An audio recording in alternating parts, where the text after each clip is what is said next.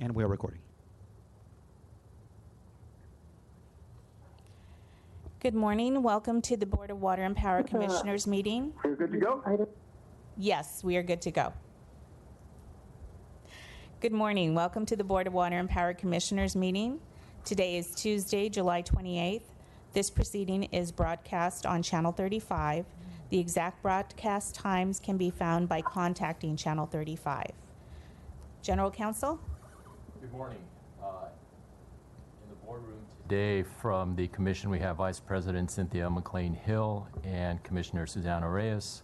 The other commissioners are appearing telephonically as permitted by Governor Newsom's order of March 17th. Also, as permitted by that order, we will be taking public comment telephonically. Members of the public wishing to submit public comment can call 213-306-3065. Again, that number is 213-306-3065. When prompted, please enter 146-156-5401. Again, that's 146-156-5401.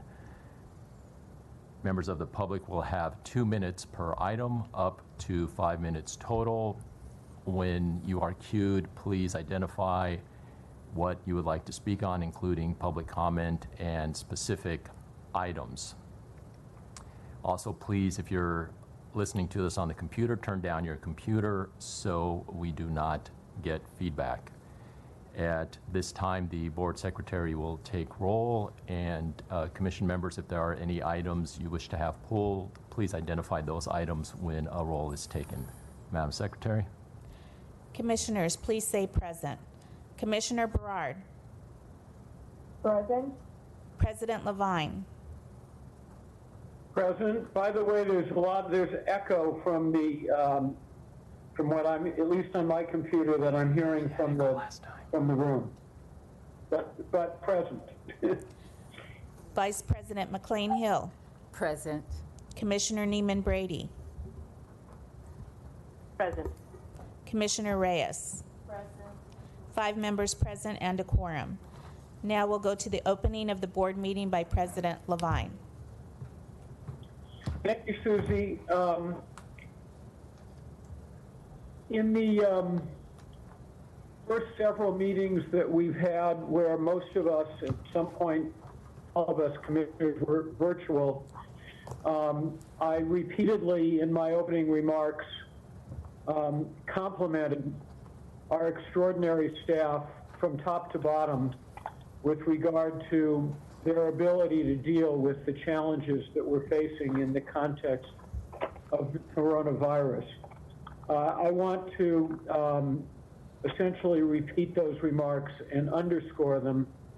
I don't know how many months it's been. For those of us who are still at home, it may seem like many more months than it was, but it was, I'd say it's at least 4 months.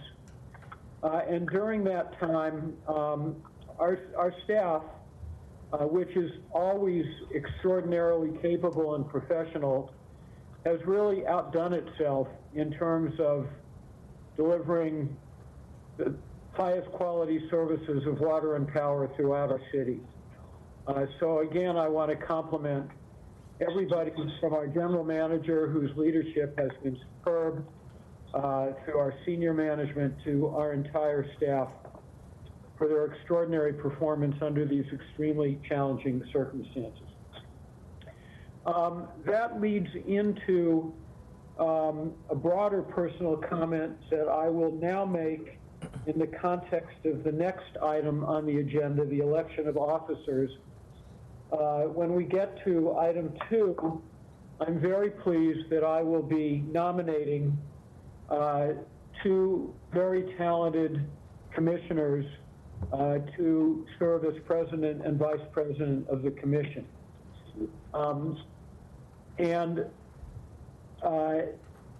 That links up to the brief opening comment remarks I've made session after session about the talent that our staff has shown from top to bottom. Because the new president and the new vice president as has been the case for myself during my term. And I've noted, although I don't see him right now, I noted my former partner in crime, Vice President Thunderberg, is someplace that I assume can be seen on some screens. I just saw that we may be hearing from him in the course of this session. He and I and Commissioner McLean-Hill and I have had the real privilege of working with such an extraordinary staff. I have always been attracted to public service, and serving as president of this commission has been a real honor for me. And it's because of the extraordinary quality of public servants that we have throughout this this sensational department. A number of people have asked me why I decided to nominate others at this point in time. I will tell you my very scientific reasoning. In my life, starting with my birth, the number 7 has meant a lot to me. I was born on the 7th. My uniforms of various sports teams have been 7. When the mayor asked me to join this commission, I was 70. I am now 77. 7 years is the perfect time to move on. And I know that the new president and the new vice president are going to continue to move this department in extraordinary directions and represent it with the character and ability that they have and that our entire department has. So those are my opening remarks.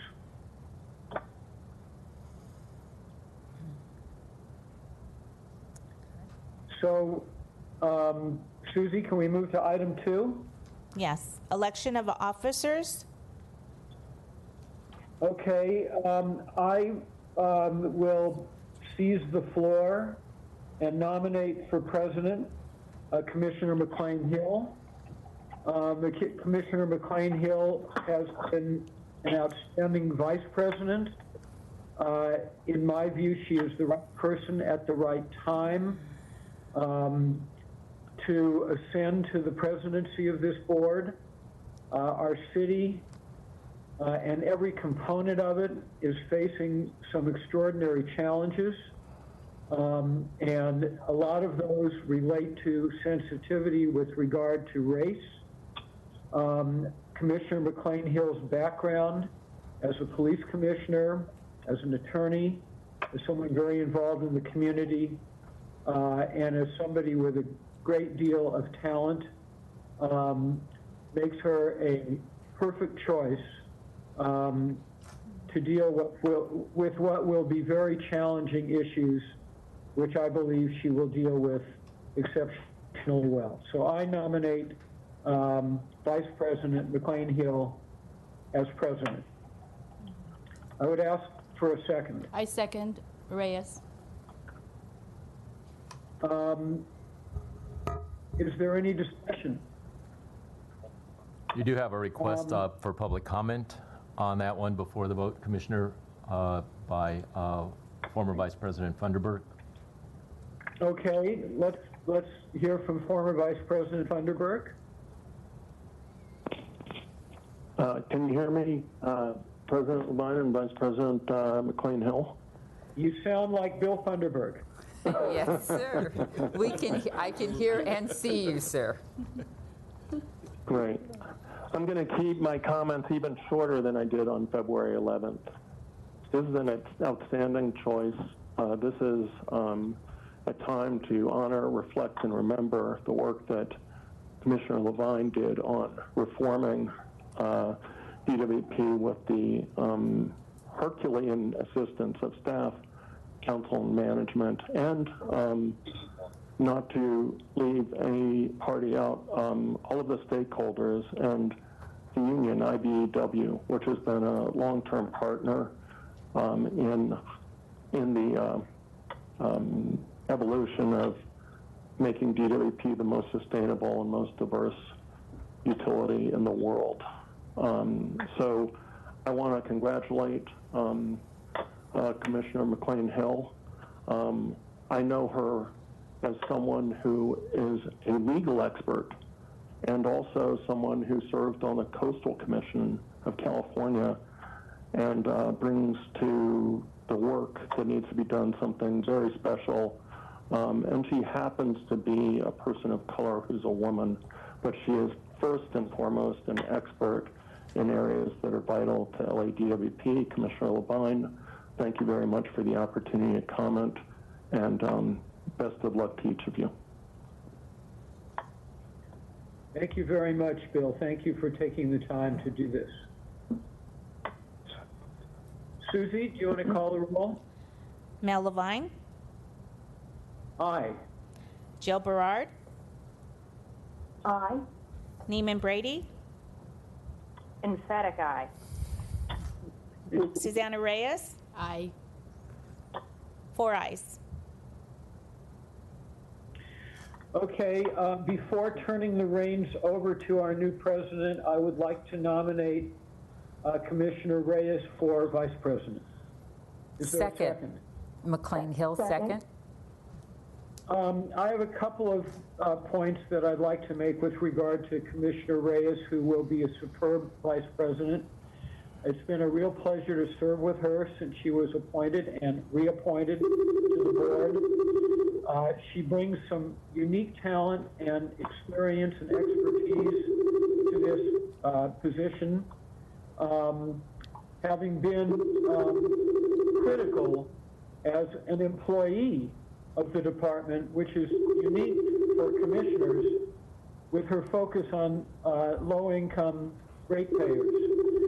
These are the ratepayers who have the greatest challenges with regard to actually paying their bills, and who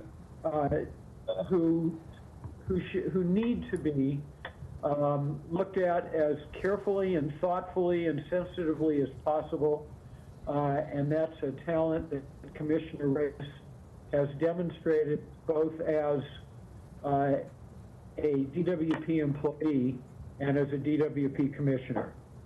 She also comes from a minority community, and I think the team of McLean-Hill and Reyes, particularly at this time, is going to serve our department extremely well and serve the city extremely well. So I am very, very pleased that we have so much talent in these two officers, and I'm looking forward to their leadership.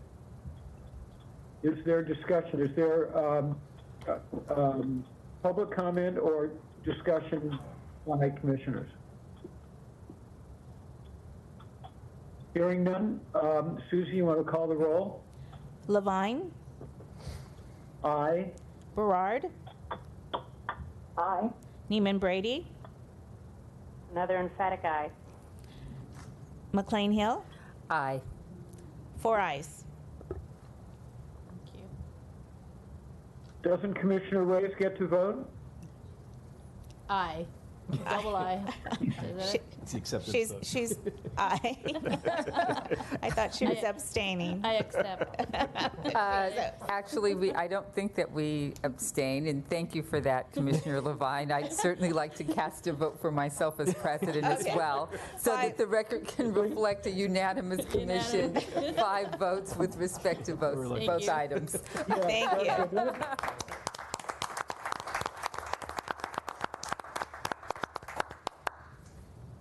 That was appropriate. Let me, in signing off, tell you that as soon as I started running for public office, it never crossed my mind to abstain in an election. And I am now very pleased to turn the chairmanship of this meeting and the commission over to our new president. Thank you very, very much, Commissioner Levine.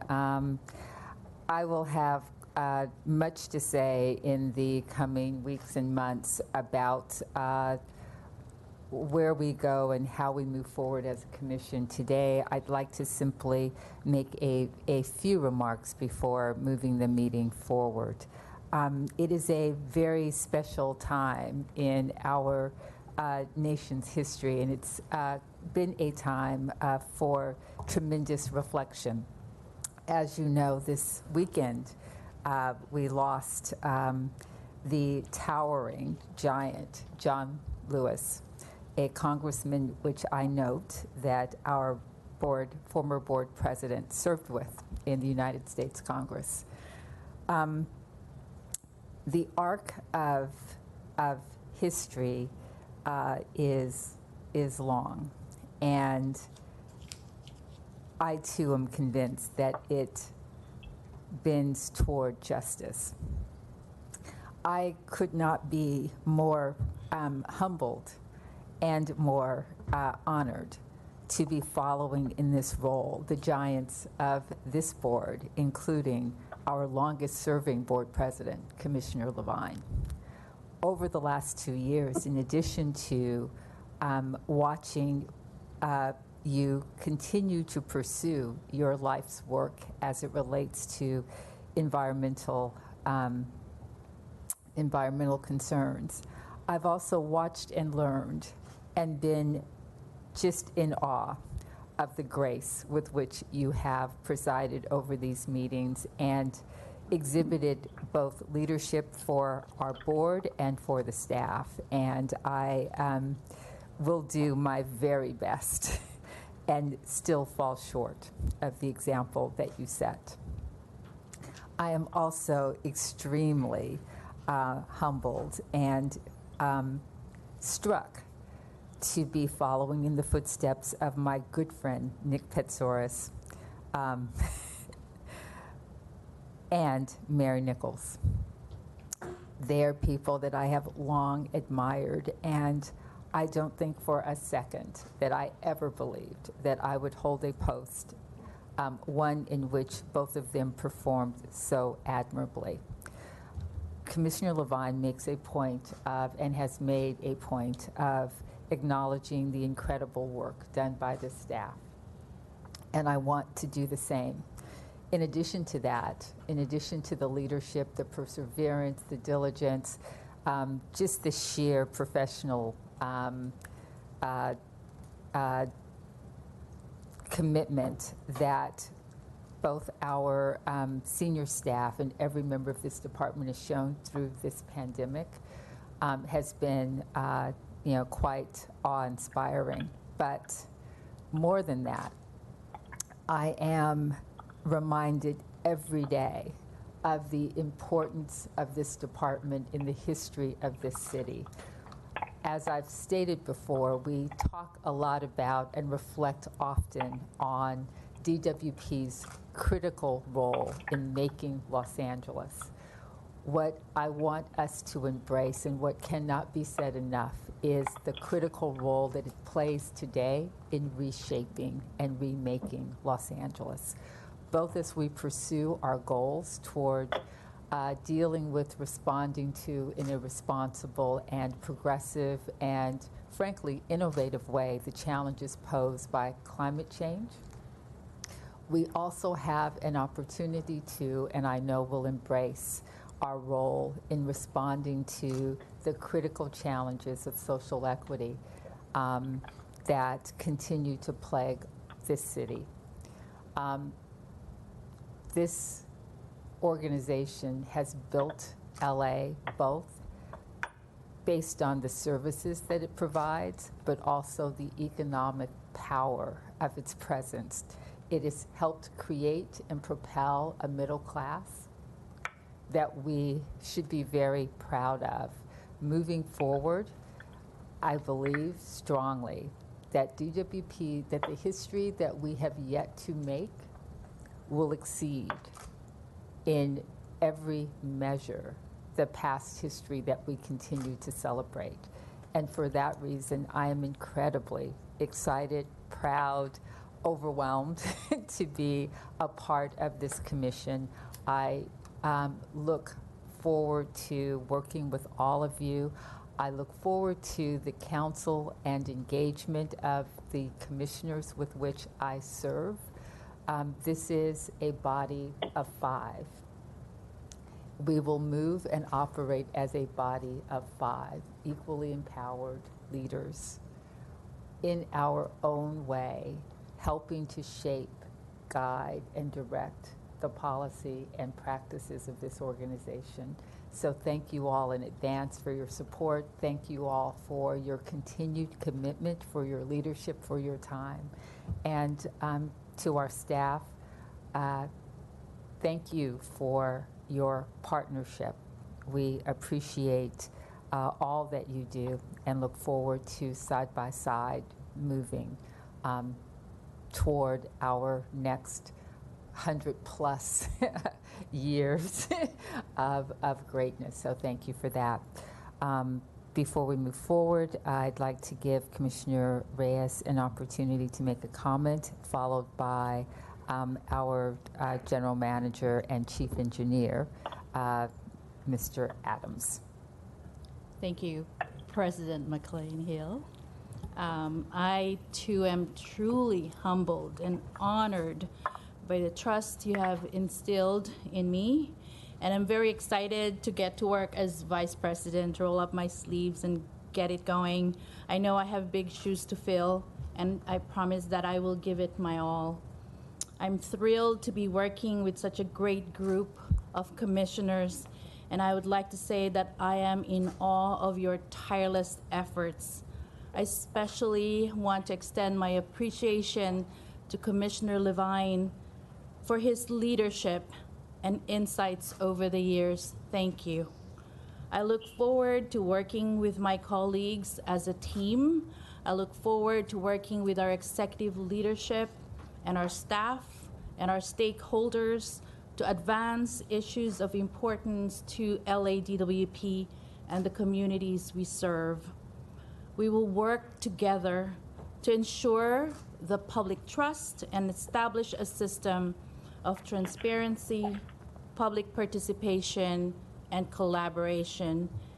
And if we have to make noise, we will make that necessary noise so that then we will aim to move and steer this department forward, because as President McLean Hill said, this is historical. This municipal utility is going to have transformational change, and we as a team will help steer the department towards that direction. So thank you everyone for your support, and I will be here working as your hardworking Vice President. Thank you. Thank you, Commissioner. Mr. Adams.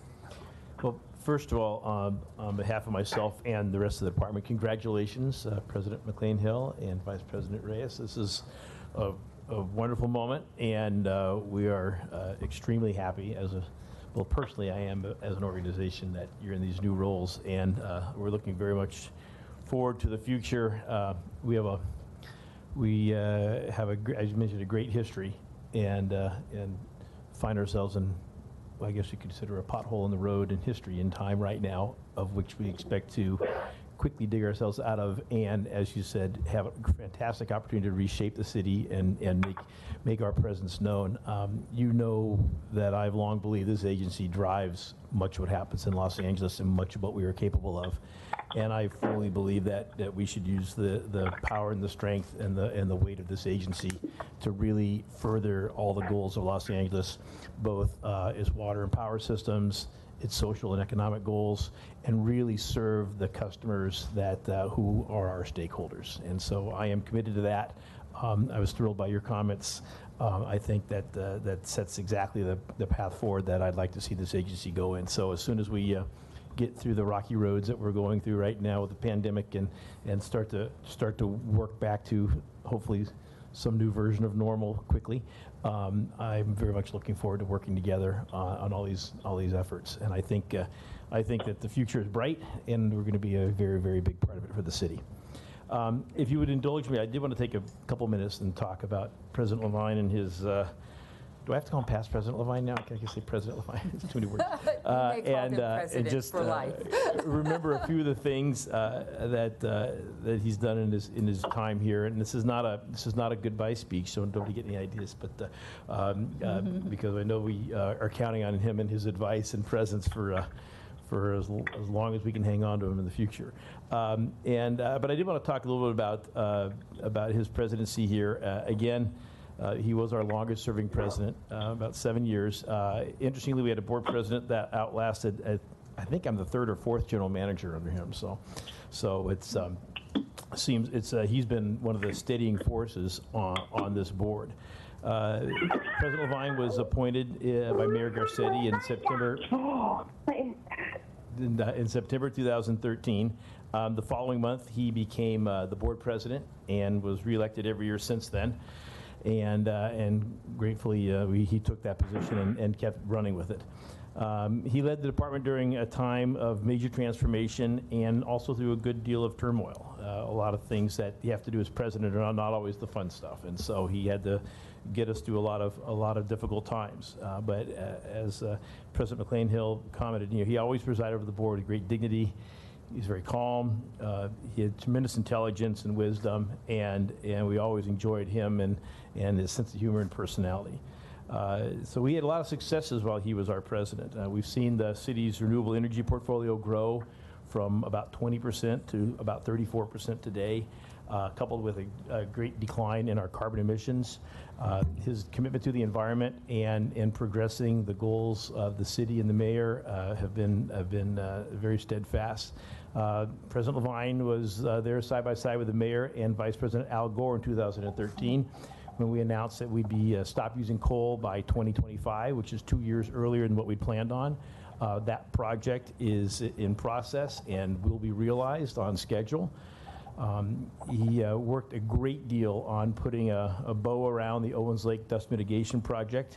That's an effort that other than Commissioner Funderburk is still on board, and Rick Cherisick and I, and I guess a few of us will remember the effort that went into that, and the months of work and weekends and evenings behind the scenes trying to reconcile with what appeared to be runaway regulation and put some finite boundaries around the department's obligations. And that was a tremendous undertaking and great significance to the water system.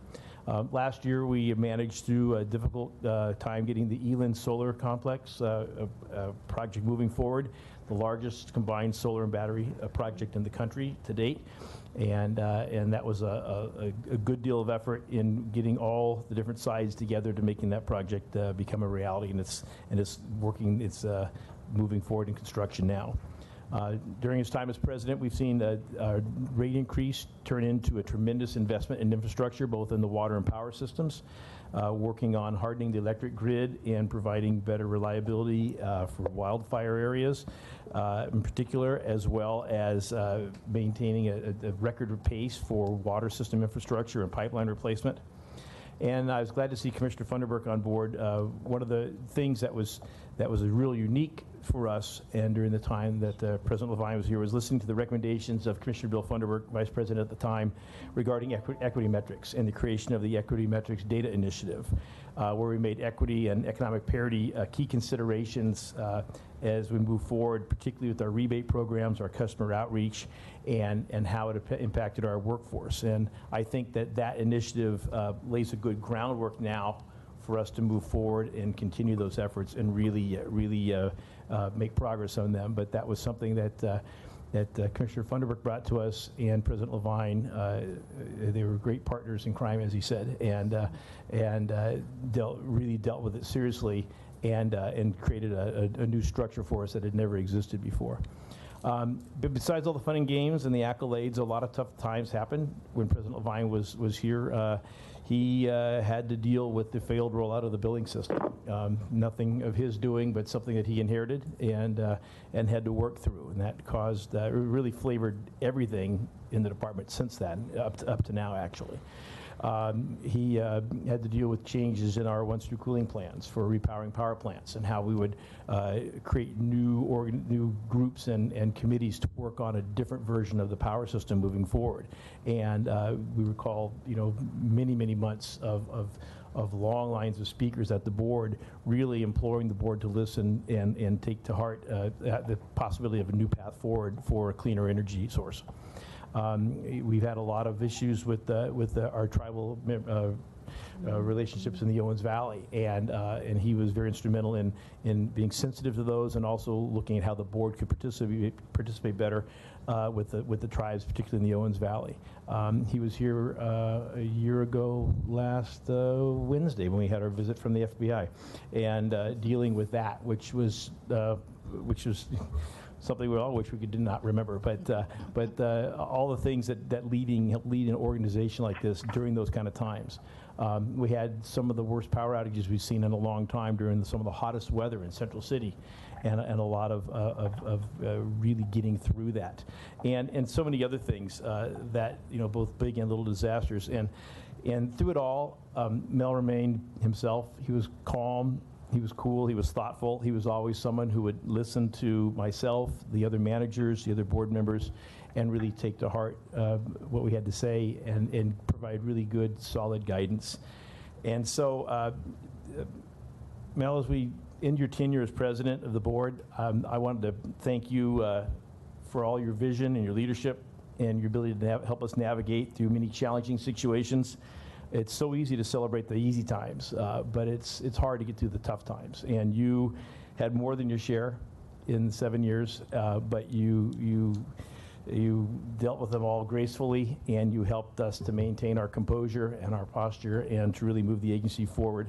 I want to personally thank you for your friendship and your guidance and your patience and all the support you've given me to help me do a better job, first as Senior AGM of Water, then as a Chief Operating Officer, and now as a General Manager. So thank you so much.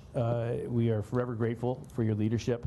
And the last 7 years have been an interesting time, but we've been very successful because you've been president of the board. So thanks again, and congratulations on the last 7 fantastic years. Thank you. Thank you very much. If I can chime in briefly, just to say, Marty, that's so characteristic of you, being overly generous. And I appreciate it. I've appreciated your overly generous personality all 7 years. You've been an incredible pleasure to work with. My only complaint is that my computer is such that I didn't hear everything you were saying, but I got the general idea. I don't know if other people that are on remote are having trouble hearing. It's kicking in and out for me. It may be my computer. But if others are having trouble hearing, maybe there's something that can be done to make it easier. Maybe it's something coming from inside the room. But I heard enough to know that it was extremely and overly generous, and I'm very grateful, Marty, for that and for your friendship. Thank you. Brad, you might want to just check to see if other people are having trouble hearing as well, or if it's just me. Yeah, this is Brad. I'm hearing you and everybody crystal clear. If there's people who are on video, if anybody is having an issue hearing, can you raise your hand just to see if this is a common problem or a specific problem? It looks like we have only one other person, and Mel. Everybody else seems to be doing okay. Our team is hearing okay. Linda, are you also having a hard time hearing? Okay. So from the point of view of the meeting, there are no audio issues. I do wonder if there's a microphone issue in the actual room. If we want to pause for a moment and check on that, or continue. Steve, I'm going to defer to you and the team in the room. It certainly would be better to move forward with the meeting where all commissioners can participate fully because they can hear. So why don't we take a few minutes to deal with the audio issues and determine the best path forward? And I'm curious as to whether or not for those folks who are having difficulty, if it might not be better to come into the meeting visually, but use your phones for the audio portion of the meeting. That way you're not, there's no reliance on the computer audio, assuming that the issues are with you. But in the meantime, if we could recess for, say, up to 10 minutes while the team here determines if there's some difficulty with what's occurring in the room that is not allowing the meeting to transmit properly for people that are phoning in. So with that, I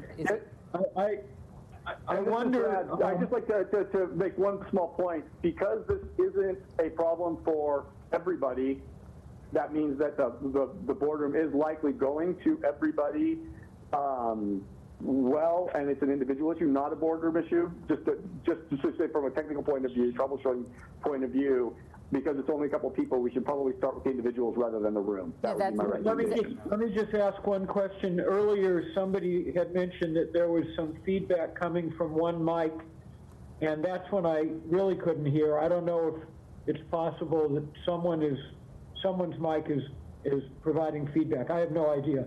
I don't know about these things, but just a question. so Anyway, I probably heard 75%, but I prefer to hear 100. yes, so let's take a 10-minute recess, and we will determine how to best move forward in terms of the audio. Thanks. It's now 10:45, so we can reconvene at 10:55. Does that work, Commissioner? Yes, let's reconvene at 10:55. Thank you. We are in recess. I'll do the news conference break. Good.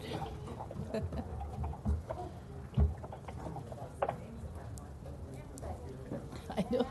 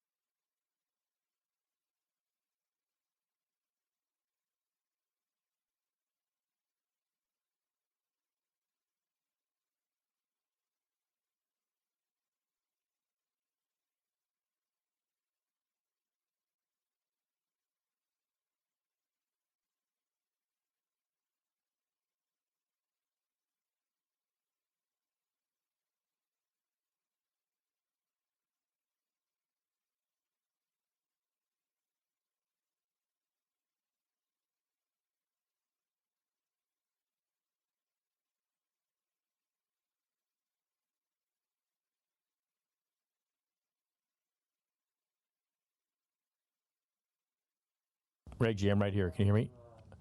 At least now I can hear myself in the speaker. Was this one on? This one? This one? This one's on the, but I was talking to this one. Oh, was it on before? Yes. But this, I can hear this in the speaker now. I couldn't hear it in the speaker before. And so can Linda hear that? Linda, can you hear Marty? She's in a bad corner. That's part of the problem. So Linda, can we switch you to your phone audio? I can hear everybody fine.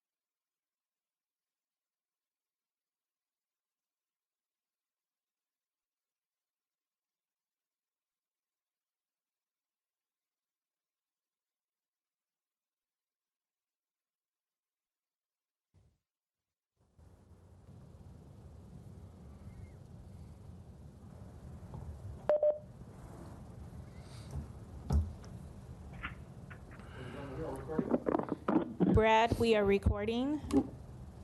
We're Terrific. good to go. So our meeting is back in session. Would you please call the roll?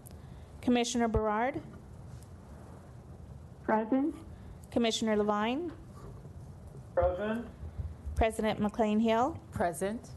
Commissioner Neiman Brady, Present. Vice President Reyes, Present. 5 present, a quorum. Terrific, thank you. Moving now to general public comment, I note that we have a number of items that our former Board Vice President, Mr. Funderburk, would like to speak to, but before we move to that, are there any additional comments in the queue? Yes, this is Brad. We will now commence with the public comment session. I'll begin by announcing the caller number, then area code, and prefix. As I unmute you, please state your full name and item number you're calling to discuss. Please be mindful that you have 2 minutes for comment. Beginning with calling you, I'm sorry, did we have something? Yeah, I'm sorry, Okay. would you again indicate how many public comments are there in the queue? I'm so sorry, we have one public comment in the queue at this time. Okay, great, thank you. Okay, so beginning with call-in user number 13 with the area code of 818 and the prefix of 645, I am unmuting you. Please state your full name and the item number you'd like to speak to for comment. You are now unmuted. Call-in user 13, area code 818, prefix 645. You are unmuted and now can speak to the item number you'd like to speak to. Please start with your full name, first and last. Would you like to speak at this time?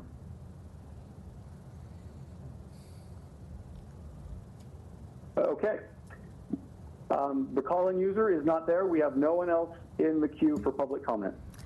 Terrific. Then we have, for additional comment, items number 3, 15, 17, 18, and 29. I'm sorry, and also item number 6 that Bill has indicated an interest in speaking to. Would you please move forward at this time? Yes, President McLean Hill, can you hear me? I can, sir. Thank you. I like the sound of that, President McLean Hill. President McLean Hill.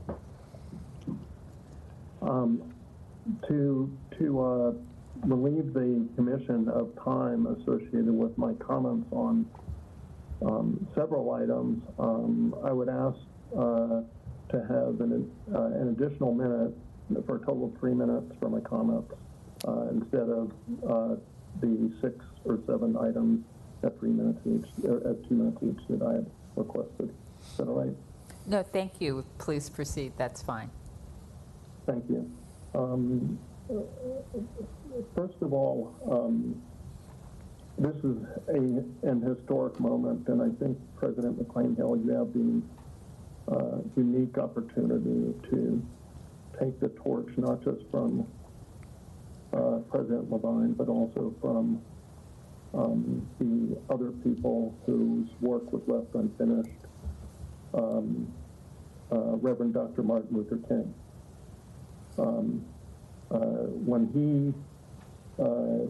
When he gave his speech, "Where do we go from here, chaos or community?"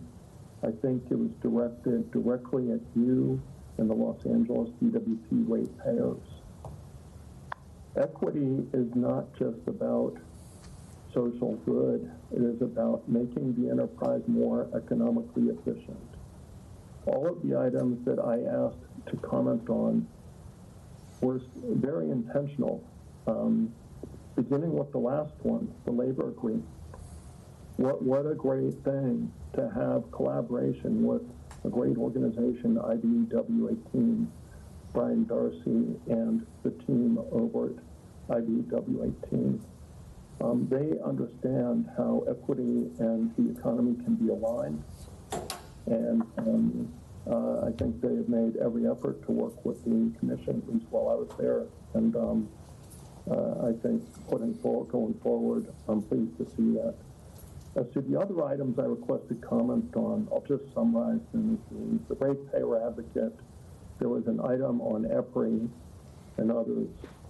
Equity metrics was intended to reach every contractor and subcontractor and sub-subcontractor, anyone receiving money directly or indirectly from LADWP, and to make that more transparent. The not published white paper that was produced to form the basis for equity metrics aligned the economy through brain studies at Harvard and Yale and through McKinsey consultants with equity and the economy, and was able to also integrate the renewables and other initiatives undertaken by the board. So I'm just going to leave you with this. You know, as I wrote to former President Levine, you know, Mayor Garcetti's and your now President McLean's leadership to reform LADWP, expand access, availability, and quantity of renewables, and balance the competing needs of LADWP will go down in history as the moment where LA marshaled its collective might and power to own up to past wrongs, reckon with and rectify past and present disparities, and implement a durable yet agile dynamic management system to take the city and lead the state and country into and be the bridge for the 22nd century. So I wish you good fortune, good luck. It's difficult. Please feel free to call upon me if you need any assistance in the future. And I know that you're going to be an amazing, amazing board vice president. Congratulations. Thank you, sir. And with that, we will close public comment and move to item number 4, report and briefing by general manager and others. Thank you very much. Well, I can hear myself now. Just a few comments to make this morning. First of all, regarding system operations during the pandemic that we're facing, the water and power systems continue to function very well. We have all of our critical employees that are working both in the office and the field. We still have a large number of employees that are telecommuting in the office spaces, and we are rotating a certain number of our field crews so that we can make sure that we always have people that are healthy and well and able to take care of outages and respond to emergencies. So currently we have about 75% of our field crews are actually active in the field. We're rotating folks that are home.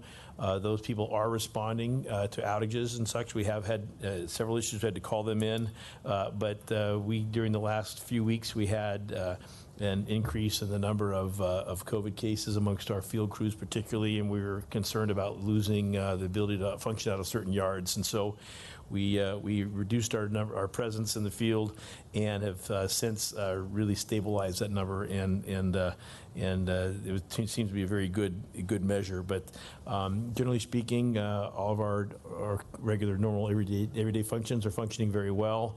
Our customer call center is keeping up with calls. We have a slightly longer call time than normal, which is actually pretty normal right now for call centers of every nature. A lot of folks are really backlogged in call centers, especially because folks are home and asking about bills, not just water and power bills, but all sorts of other bills and obligations they have in their life. So call centers overall are seeing an increase in number of people calling, but we're handling that very well. We're keeping up with meter readings, so we're having really no high instance of estimated bills, which also drives more phone calls and issues for customers. And we continue to work very closely with our customers to put them on payment plans and make billing arrangements and other things to make sure that you know, the issue of a water and power bill is not something that's going to put undue stress on our customer base. And we're looking continually at other options and things to reduce the burden on our customers. So functionally, the department's doing very well right now. in response to COVID particularly, I mentioned that we have everyone we can telecommuting right now, as well as a measured reduction in some of our field forces. Our plan now is next Monday to go back to where we were a few weeks ago, and that is to have the telecommuters come to the office basically 1 day a week to check in with their work. That put us at below 20% occupancy in the building. For the most part, you still couldn't find anybody around, so it was very, very minimal increase in the building, because we have folks that are here now. Sharon Grove's here, and her folks have been in the call center all along on the 6th and 7th floors and doing the customer service work. But I think it's important. It helps us keep on pace with our work and to make sure that the managers and supervisors are able to check in with their folks and the people are able to turn work in and bring things home. And then, so that starts on Monday, as well as returning our field forces back to their full strength. We are benefiting from more generous working hours in the street, so we actually are keeping up with all of our work. And so that's going very well. But we just continue to take steps to make sure that folks are distancing and that they're protecting themselves.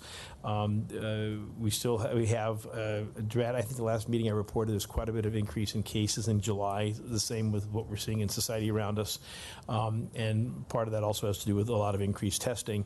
But again, I think we've proven that folks are as safer at work than they are at home. And so, and we're very, very careful about exposure risks and that sort of thing. And so we believe that keeping our work going and keeping our workforce, actively engaged has been very successful, and we can continue to do that in a way that's very safe for the employees. Last thing I wanted to mention was that Wendy Yancey, who happens to be here today, is filling our role as the racial equity officer for the city, for the Department of Water and Power with the City of Los Angeles. They have a team of racial equity officers from each city department, and so she has graciously volunteered to fill that role for us here.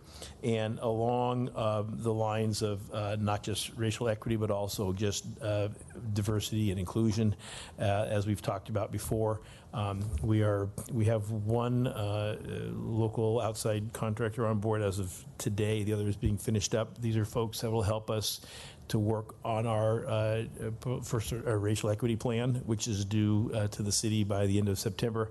There's also a much broader scheme for how we will look at workforce diversity and how we reach out into the community with our services, for not just September, but for the long haul, and how we really look to reshape the organization. We have a second agency coming on to help us recruit and look for a diversity and inclusion officer.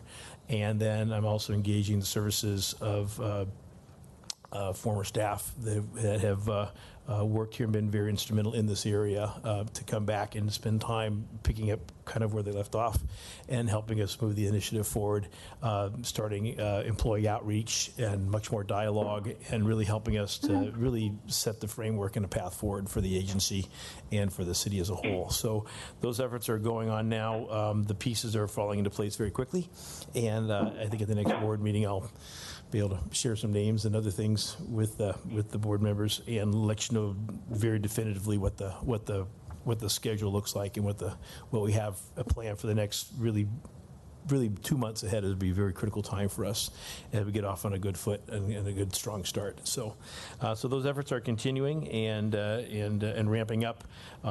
They'll be much easier to accomplish a lot of this so we can get a few more folks in the building, and so I'm looking forward to that. It's very difficult, as we know, to do everything remotely, especially when it comes down to having serious, meaningful conversations. And so we're looking forward to that and getting the workforce more engaged in a very careful but deliberate manner. So unless you have any questions, that's the end of my report. Thank you. Are there any questions from commissioners? Yes, hi, this is Nicole. Thank you, Marty. Just one clarifying question. You had mentioned how many cases to date, but I was wondering what the process, once someone has recovered from COVID, of bringing them back to work. How do you handle that? So let me backtrack to the first part. So just to put in context where we are with cases, we had, I think, 16 positive cases the first several months going into June. And then in June, we have somewhere close to 116 cases. And so we have, and most of those, matter of fact, we're not sure. Total or active? Total, just in total. And we're not aware of any direct employee-to-employee transmissions. There may have been a couple that were possible, but there were events that employees were at, so it's hard to know where people came down with any kind of cases. But for the first several months, nobody was exposed at work for sure. We have done contact tracing since near the beginning of this. Is probably within the first month we set up contact tracing with a resource office here, so we could look at who was potentially exposed, where people may have gotten sick. It was the most illnesses came from other family members, it seems, at this point, initially. And so, but that also helped us determine who else needed to be put out as a precautionary measure as far as employees go. But then if someone does get diagnosed with COVID, we have a process. They have to be cleared by their doctor coming back. And as Linda is on the line, there she is. Linda, do you want to define the exact process that we go through? Because this, of course, is an issue. And I will say that during all this, one of the challenges is the whole issue of medical privacy. And so you'll have some folks that get COVID and they don't want anyone to know, and they're scared to death about being ostracized by their fellow employees, and somebody else will get COVID and put an email out to everybody they work with. And so we've seen both extremes, and we've had everything from tears to cheers. So it's an interesting situation to manage through, but within employees' privacy and also reassuring the people that they work around, making sure that someone comes back safely and is not a risk is highly important to us. So Linda, do you want to clarify the exact steps? Yeah, so at the very beginning of this event, Marty had us create a resource office that was responsible for administering the policies in the department and also provide confidentiality for the employees to report the situation, to have a place where they can call in and say, I've been exposed, my wife is positive, or somebody at home is positive, I myself am positive, so that they can have a confidential arena to report their situation. And then from that, we take that information, we conduct go through a series of questions based on the CDC guidelines and the county health guidelines to find out when were they with us in the workplace, when did they start having symptoms, who did they work with, how did they work with them, who did they have lunch with, who did they travel in a vehicle with, anything particular to their situation. So it's different in every to each individual case, but based on that interview, based on cross-checking with the supervisors and sometimes even with the fellow employees, then we figure out who else needs to be quarantined based on the exposure. An employee who has a positive result, before they can come back to work, we require them to either provide us with a negative test result that has a sufficient amount of days between the actual positive test and the actual negative test, and also in lieu of that, they can get a clearance from their doctors to return to work. And we maintain all that information either in the resource office or occupational health to ensure the confidentiality of the employees reporting. Thank you, Linda. And you didn't ask the question, but I just want to make sure, we have cleaning protocols in place on somebody who's positive in the workplace. We have contractors who do come through and conduct cleaning in the workplace if it's within so many hours. We also have custodial staff who are trained to especially handle these within so many days. So we conduct a thorough cleaning when we know that somebody was positive in the workplace to make sure that it's sanitary before other employees return to work. Are there any additional questions? I have a question. Commissioner Barad? This is Jill. Yes. Excuse me. I just had somebody walk across the keyboard. Say nice a cat cameo. Yeah, I was wondering about the people who work underground, where there's not a lot of ventilation and they're very close together. How do we handle that? problem? So it is definitely an issue, and even on the pole top or in a trench with pipeline. Andy is out on vacation now, but I'll let Rich pipe in for the water system. But I can tell you that this is one of the reasons that our upholstery shop and the folks in part of power worked on creating the masks that I showed, the fire resistant masks or fire retardant called arc rated masks, and that was so we could actually have people who need to be in a dangerous situation close together can be masked up. And we do require our employees when they're working close together to be masked up in the field, and some also wear face shields at time. Some of those, because of the kind of work they do, already are fit tested for certain kinds of masks or N95 masks because of working around hazardous materials. But there are times when employees are essentially have to be nose to nose doing the work. And so this is one of the things that we're very cognizant of, making sure that they have the protective equipment. At the same time, we're also being very careful not to mix folks within the crews. And so we're trying to keep crews isolated to themselves, both personnel and equipment, so that they're not treating crew members, so that if something happens within a crew, it might affect 4 or 5 people, but not affect a larger group of people. So it is an inherent risk, and especially, and you can imagine down in a power vault, you can only get a couple guys in at a time, but you're in a hot environment underground, and there's not very good circulation. And so, but ideally, by minimizing the number of people folks can be exposed to, we're reducing that risk, as well as trying to provide the best equipment we have to protect themselves. Rich, did you want to add something to that?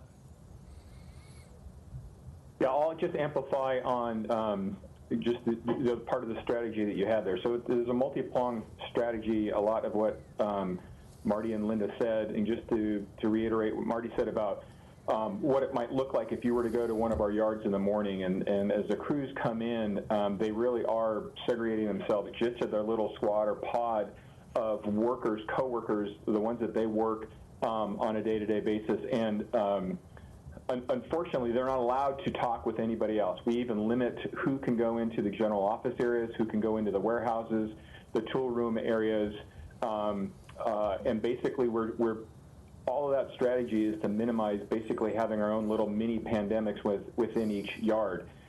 Because of the protocols we have, if you test positive and you were in contact with a number of people, more than likely those people are out. So every one person that's out, there's multiple people that have to go into quarantine until they can test negative. And then once you so basically what we're trying to do is to get people in and out of that yard and just within their crew as soon as possible. So we've also cut the yards in half, and half of them start at one time and they get out, and then the other shows up about a half hour later, gets their equipment and material, and leaves out. So that and a number of other things is basically we're trying to limit the person-to-person, the employee-to-employee contact out in the field to minimize not only their exposure to others, but if they are infected, their exposure in that direction as well. How many people in a pod? Well, sure, that's a good question. It can vary. I will speak to on a mainline crew that can be about 5 to 7 people. So it's a small number. Yeah. And I think on the power line crews, it's usually 4 or 5. And then there are also people who operate more than 1s and 2s. And so the more we can keep those people isolated to themselves, the less risk there is. Because no matter how you cut it, at the end of the day, there's some work where people have to be in very close quarters to each other. And so we're trying to protect their safety as best we can, at the same time making sure that we don't miss our critical functions. So I have one more thing to add if you ask a question. Okay, go ahead. I apologize. Reiko reminded me that I'd wanted her to do just briefly inform the board about the WEC audit, which just started this last couple days. Reiko, you want to explain to the board what that is so they're aware of it, please? Absolutely. So the Western Electricity Coordinating Council, or WEC, is the entity responsible for compliance, monitoring, and enforcement, and oversees the reliability planning and assessments for the bulk electric system. The Federal Energy Regulatory Commission, or FERC, as well as the North American Electric Reliability Corporation, or NERC, provide oversight to 6 regional entities, with WEC being the largest and most geographically diverse area known as the Western Interconnect that extends from Canada up to down to Mexico and includes all or portions of 14 states. Yesterday, LADWP kicked off its third triennial audit with WEC, with each one becoming more and more complex and comprehensive. Factoring in performing an audit during this COVID pandemic adds additional logistical challenges, but we're persevering and we're embracing the effort. LADWP is a registered entity under 10 different functional areas that cover 18 different reliability standards, each with its own requirements. These audits are very extensive processes that analyze and review LADWP's compliance with numerous federal grid reliability standards covering generation, transmission, and substations, as well as related assets that potentially impact the bulk electric grid. LADWP system had over 6,000 assets come into scope this year that could be part of any of the oversight, analysis, and interviews with staff. The audit covers operations and planning, as well as electronic and physical security of the bulk power system, facilities, and devices. LADWP has worked around the clock for the last few weeks, uploading over 5,800 documents responsive to their data requests. There are currently 150 to 200 subject matter experts from all divisions within the power system that are participating in this audit process. We have a daily debrief with the WEC audit team with a summary of activities for that day. The results of the findings during the audit will be known August 6th or 7th at the audit wrap-up, so final resolution of all items can take months. The audit covers activities across all divisions of the power system as well as physical security and is overseen by Simon Zodu's team. Simon is the Director of Regulatory Compliance and Specifications Division, and his staff, Scott Hiroshima, is the Compliance Officer managing the audit. Thanks, Draco, and that's why I let her report on that. That's the end of my report. Okay, well, thank you very much. I appreciate that. We'll move now to commissioner comments. Are there comments from commissioners at this time? Yes. Go ahead. Oh, I'm sorry. Go ahead. I feel like I'm a little late to it because this is when I get to speak, but I wanted to express my gratitude to Mel, Cynthia, and Susanna. When I was, and I know we've passed this item already long ago almost, but I did want to say a few things to recognize each one of you. When I was approached to join the LADWP board, I met with Mel and not only got to know him a bit, but also learned truly what an earnest and thoughtful and fair leader he is. And while I have not been on the board even a year yet, I am honored that I had the opportunity to work with him and under his leadership and direction. And that, frankly, I have been able to fly a little bit in his orbit. His legacy in public service and the advancement of environmental matters will undoubtedly be felt and frankly benefit the citizens of LA and California for many generations. So I just wanted to say thank you, Mel. I also wanted to say that since joining the board, I feel privileged to not only work alongside, but also to have gotten to know both President McLean-Hill and Vice President Reyes better. I look forward to getting to know you both better as we continue on this journey. And I am so pleased that you have taken on these roles. Cynthia, I can tell that you are truly pushing forward the goals of the mayor and the city, both critically on sustainability, but also on diversity. And with your leadership, I really believe will transform LADWP's culture so that all races of all employees are welcomed and supported in all of LADWP. And added to that, your knowledge and experience in legal and strategic matters means that we get that incredible insight too as LADWP shapes and supports the city's incredible future. So I'm so excited to have you in this role. And Susanna, your unique experience, having formerly been an LADWP employee, provides such an important perspective to all the matters the board addresses, and your tireless focus on ensuring all communities are treated equitably and that environmental justice issues are examined and addressed is really critical to the city advancing together. So I just wanted to say I look forward to continuing to advance the goals of our city and the transformational change we can accomplish under your leadership. And thank you. Thank you, Commissioner, and you are never late. Appreciate those remarks. Is there anything else under Commissioner comment? I do have some comments. Thank you, Commissioner Brady, for that kind remarks. Thank you so much. I have two items that I just would like to comment on regarding departmental operations.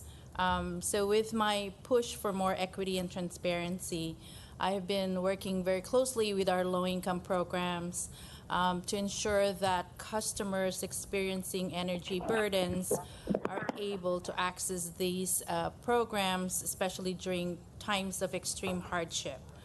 As you know, we may be approaching another potential second stay-at-home order and anticipate more extreme heat days, and water and power bills will invariably be more expensive and disproportionately impact working class communities. I know we should invest in low-income, discount, and equity-based programs as we try to recover from COVID-19 and a looming economic crisis. So part of my comprehensive approach is the ability for other customers to voluntarily donate an extra $1 here or there to the Utility Assistance Program, formerly SHARE Project, preferably through their customer bill. This functionality, as I have repeated many times over at this board, is not in our current billing system. And requests to prioritize this project has not really gotten any traction within this department.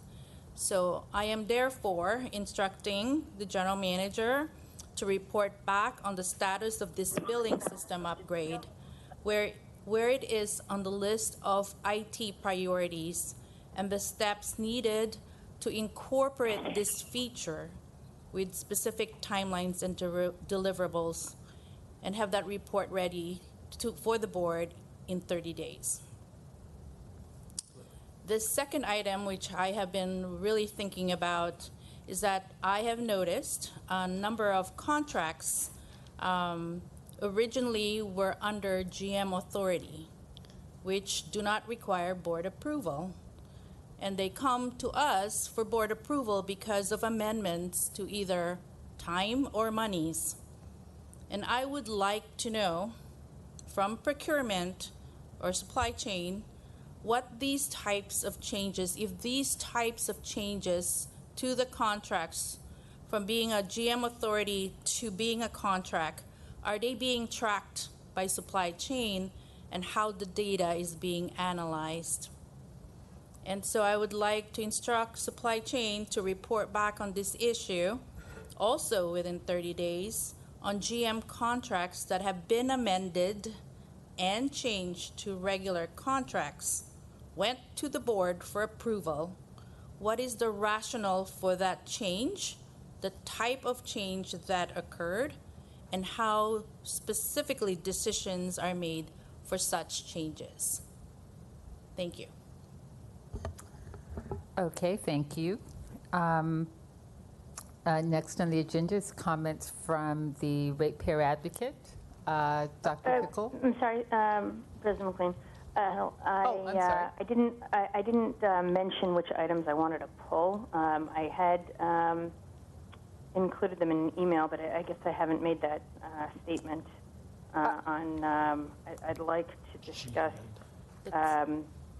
filed items 10A2 and 10B1. Just have some questions there, and then I'd like to pull just for some general questions 15 and 17.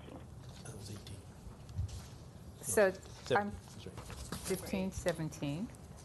And I'm sorry, you said 10A? Yeah, just I have some questions about some of the filed items that are not formally part of the overall agenda, but just 10A2 and 10B1. Okay, terrific. Back to ratepayer advocate.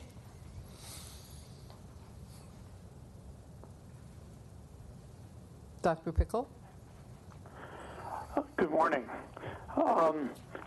We have one item we'd like to comment on, which is item 24.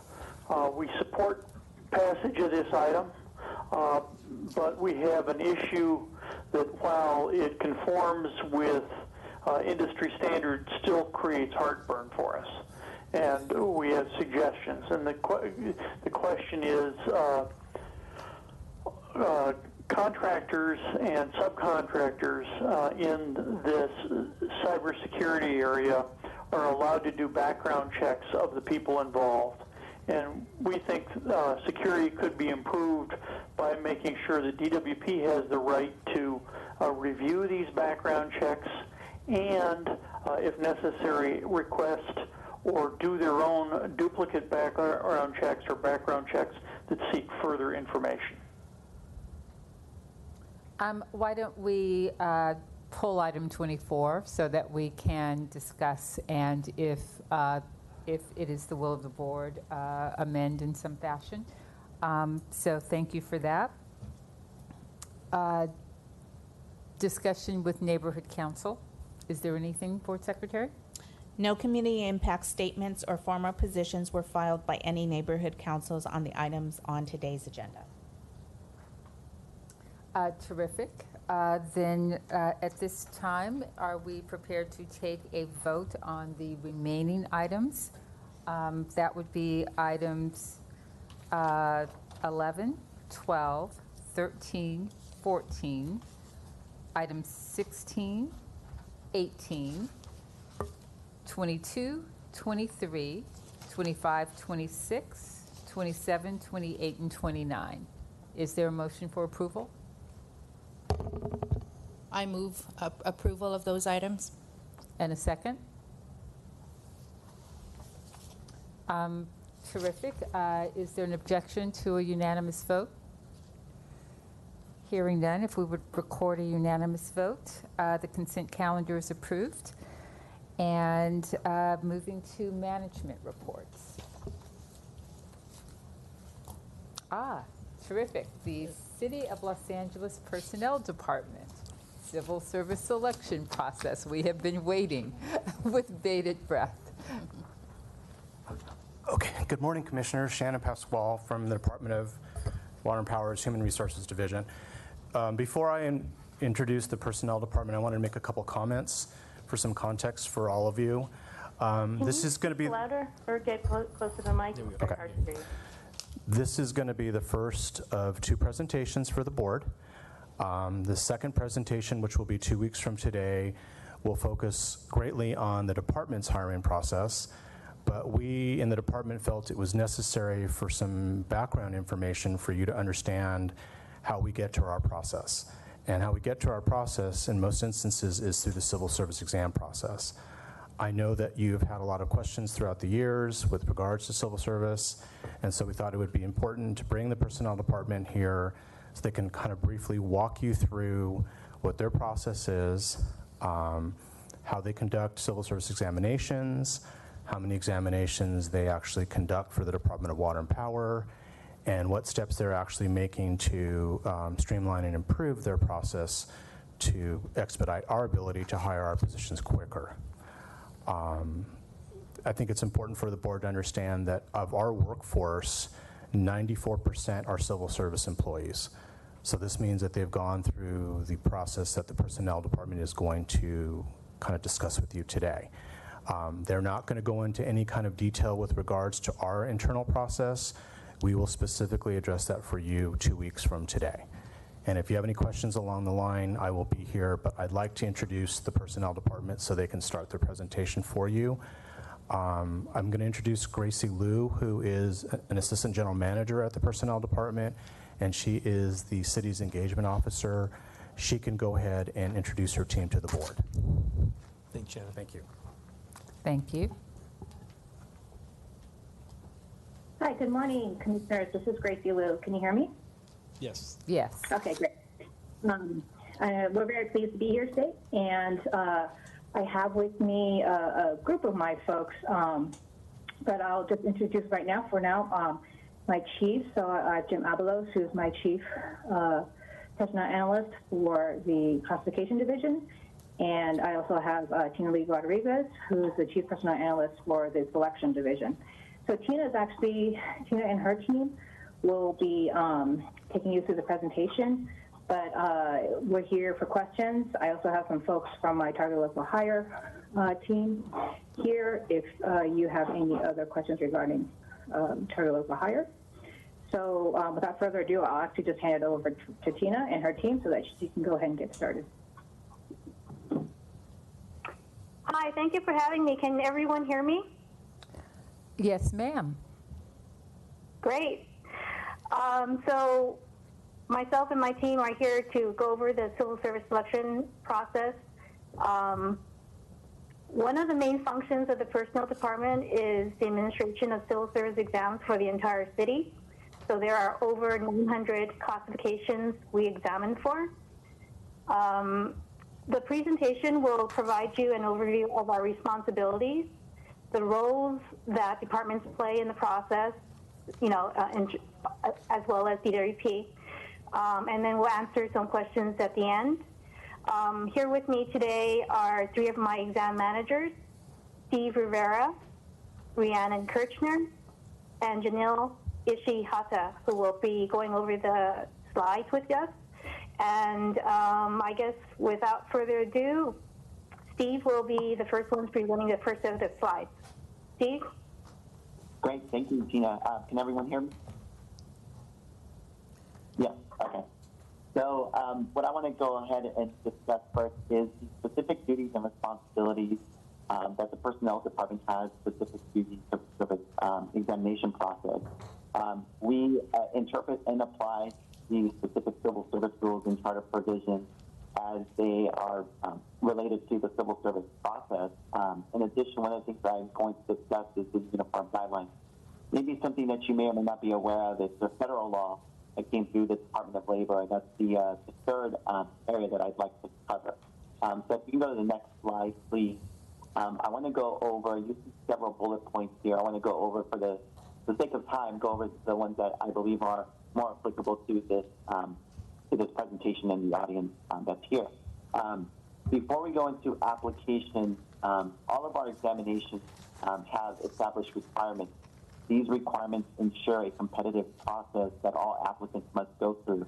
The requirements are established by a classification section, and they work with the user department to establish such requirements.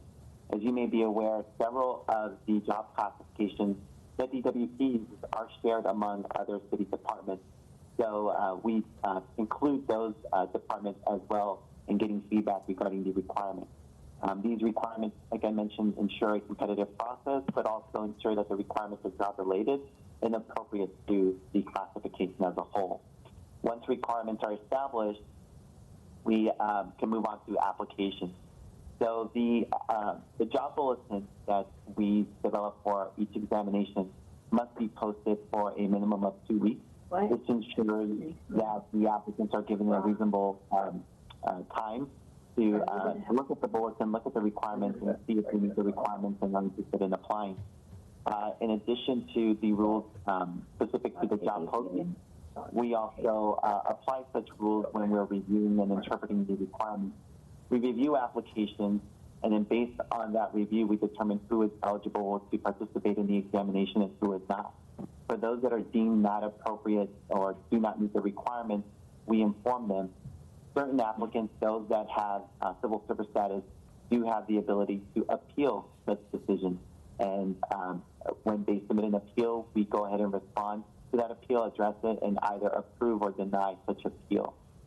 And this is a common process in our examinations. From that standpoint, I move over to the exam. Specific to our exam, we use job experts to assist us with the development of all of our exam materials. Those job experts are provided by the departments that use that job classification, and they must be approved. They must be in a job classification that's appropriate, one that is either a technical expert or one that supervises the class to ensure that they are providing information that is job-related and appropriate for the class. In addition to approving the job experts, we also, if we make a change to the way in which we examine the candidates, meaning if we add a test component, remove a test component, that must be approved as well through board reports. The reason why we do this is to ensure that these changes are not arbitrary. We need to justify any changes to the selection process, whether it be from previous administrations or just moving forward.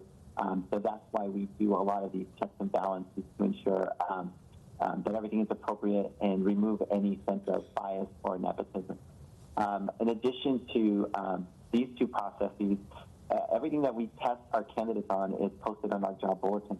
Specifically, the weights are indicated on the job bulletin, but also the specific test and what they're going to be tested on is indicated on the bulletin. This provides the applicants with some information as to what they can expect and how their scores are going to be calculated as a whole.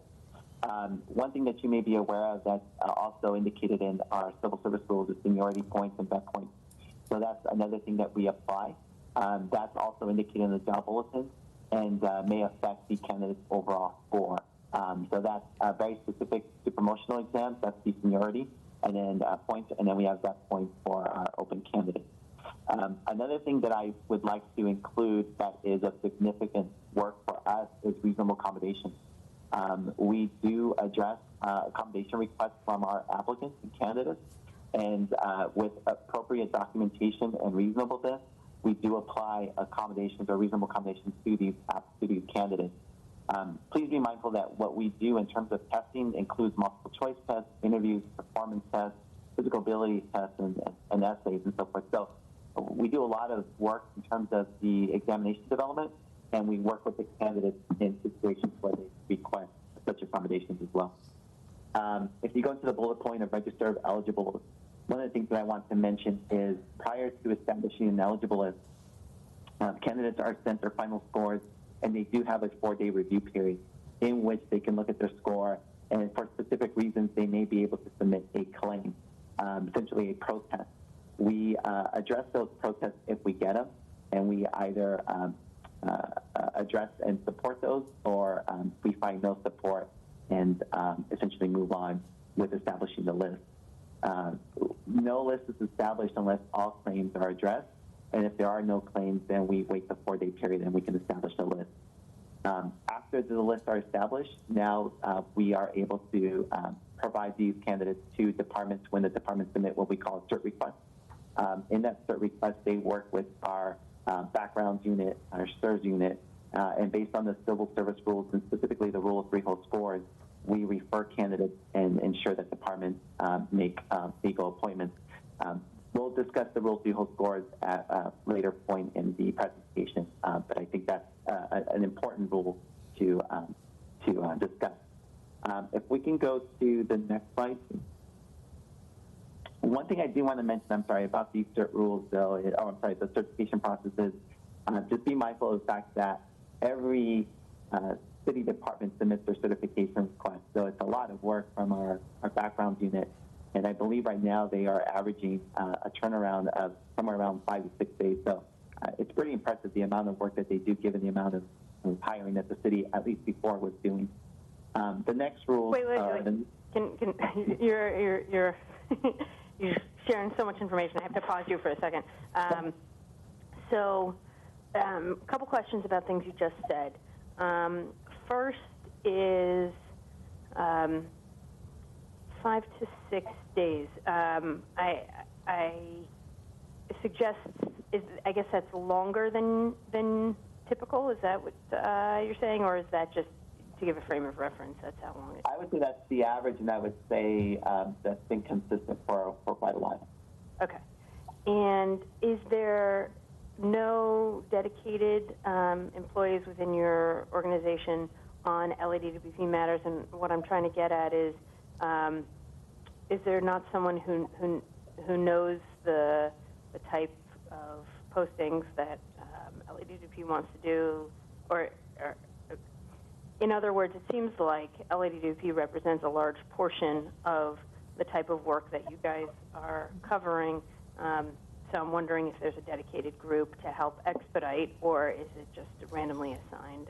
Yeah, it's a good question. Yes, we do. We have specific employees here within our department, and specifically our division that work on DWP exams only. You may be aware we do meet with DWP fairly frequently to discuss their hiring plans and hiring needs, and we take that into account as we assign our exams, and we also find that extremely valuable as we can see what's anticipated for the upcoming months in terms of their needs. Okay, so how many people then are dedicated towards LAWP's needs? I think Tina can speak on this. I know we have 3 analysts, but Tina may be able to speak more on the entire staff. I don't know, Tina, if you want to. Sure.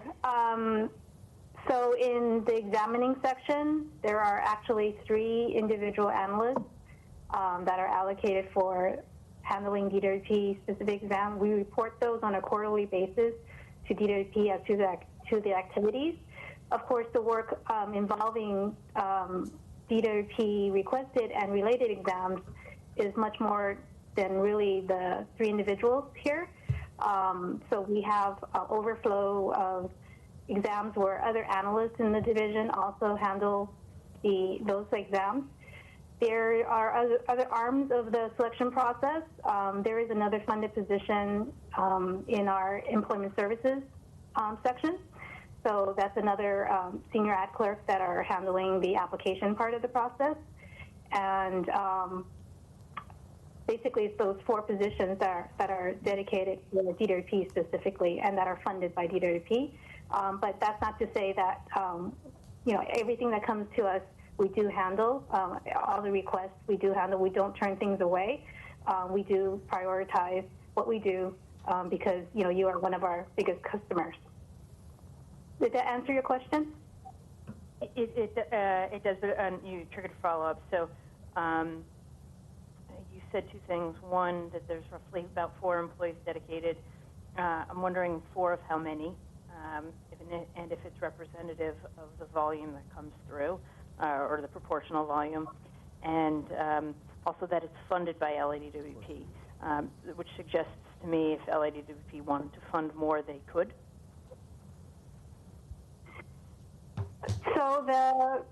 So my division is made out of 3 sections, and it's about 70-something people, basically. 4 of the positions are directly funded with DWP. Again, we have a lot more work than the 4 positions, obviously. We serve the whole city. So it's not like we would turn anything away from DWP. I mean, certainly we welcome any additional support you can provide. But right now, that's what we have in our, we have actually a MOA that basically talks about funding. And then you guys also fund our as-needed account as well, because a lot of the things that we do is involving proctoring, things that are basically as-needed funds. So there's another set of funds that you guys provide us to support our services. And then, of course, you guys pay into a cap. So that's another way we get the money. Okay, so those 4 employees, to be clear, are DWP exclusive, not DWP specific. And then there are other employees that are that work on DWP affairs, but they're not exclusive. Yeah, they handle DWP plus other city examination requests and selection processing. Okay. Was there any other questions? I have a question. Over my 7 years on the commission, I've heard our general managers often, when we have a need for personnel, they have said, well, it goes through city personnel, and we have to go on those lists, and we can't go off of those lists. So I'm wondering about your first bullet point here, hiring needs of user departments. Why is it that so often it seems as though our hiring needs are not taken into consideration? I guess I could speak on the bullet point itself. And I'm sorry, I didn't catch your name. Jill Barad. Jill. If I go through the bullet point, and then from there I'll see if that addresses your specific question, and if not, I can elaborate more. What we refer to here in terms of the higher needs of the user department is several factors. It includes the vacancy information that the departments provide. We ask them to provide current number of vacancies and anticipated over the next 2 years. And that's important for us, especially to see how often we should administer the examination, how many candidates we should test. One of the things with the process is all of our city employees will get tested. And if we need to invite more candidates, if there are any open candidates, we will invite them as well. That's why the vacancy information is extremely critical. In addition to that, we'll look at other factors such as things like selective certification. So some departments will submit selective certification requests for positions, things like language or specific certifications. The IT job classifications have an abundance of selective certification requests. So if DWP has a position where they need someone who can speak, let's just say, a different language, they can include that in there, and assuming that it's job-related and appropriate, we will include it in the job bulletin and address their needs that way. If there is a recruitment need, we can work with the departments on that. We do take a look at the makeup of a job classification, specifically gender and ethnicity, to see if any recruitment should be done. And we have a pretty good presence in social media recruitment to assist us with that. So in addition to that, we do look at the previous administrations of the examination to see if anything needs to be changed. And that can include, like I mentioned before, the test of fitness, meaning the examination process. If we need to add a test component, and it's not uncommon for a department to indicate that they would like to add something to the test or remove something to the test. In addition, when the departments select their job experts to represent their department, we ask them to indicate not just the critical competencies of the job, but also they assist us with the development of the test material. So there are several instances in which the departments are represented, and I believe their voices are heard. But I'm not sure if that addresses your question, Jill, or if there's anything specific that you have. Yeah, the one that I remember situation was when we needed more people in human resources, people to deal with the community, and we were told that they weren't on the list. So that was our need at that time. Unfortunately, I can't really speak on that. I don't know. I don't have the specifics on it. So one thing we could probably do is address this offline if you do have a question on that, and we can look into that. But right now, I keep grabbing at straws to try to answer your question on that one, Jill, at least somewhat intelligently. But I could tell you. Go ahead. Finish your thought, please. Okay, thank you very much, Steve. Sure, you're welcome. I'm sorry, someone else was going to jump in. Yeah, hi, Steve. Commissioner Neiman Brady. I think I'm not quite understanding, and maybe you'll get more into the process, but the list, it sounds like there is a list specific to each particular job, and then that list closes. Are there not certain minimum threshold that a ongoing continuous list should be able to cover, and then from that you would pluck particular needs for job classifications as they arose? Yeah, that's a great question. So I can probably address that right now. So yeah, we do have specific rules set in place as to how long a list can be established for. So I can tell you that our continuous examinations, those that are given continually, the lists are good for 6 months, but they can be extended and typically are for up to 2 to 4 years. Our promotional examinations, those lists are typically good for 2 years, and our open lists, typically again open for are good for 2 years, but we do have times when we can extend those up to 3 and 4 years. So and that is per city charter, or is that just the rules that you guys have imposed upon yourself? Oh no, those are through go ahead, Tina, through city charter. But it's city charter, and also our rules basically codify that.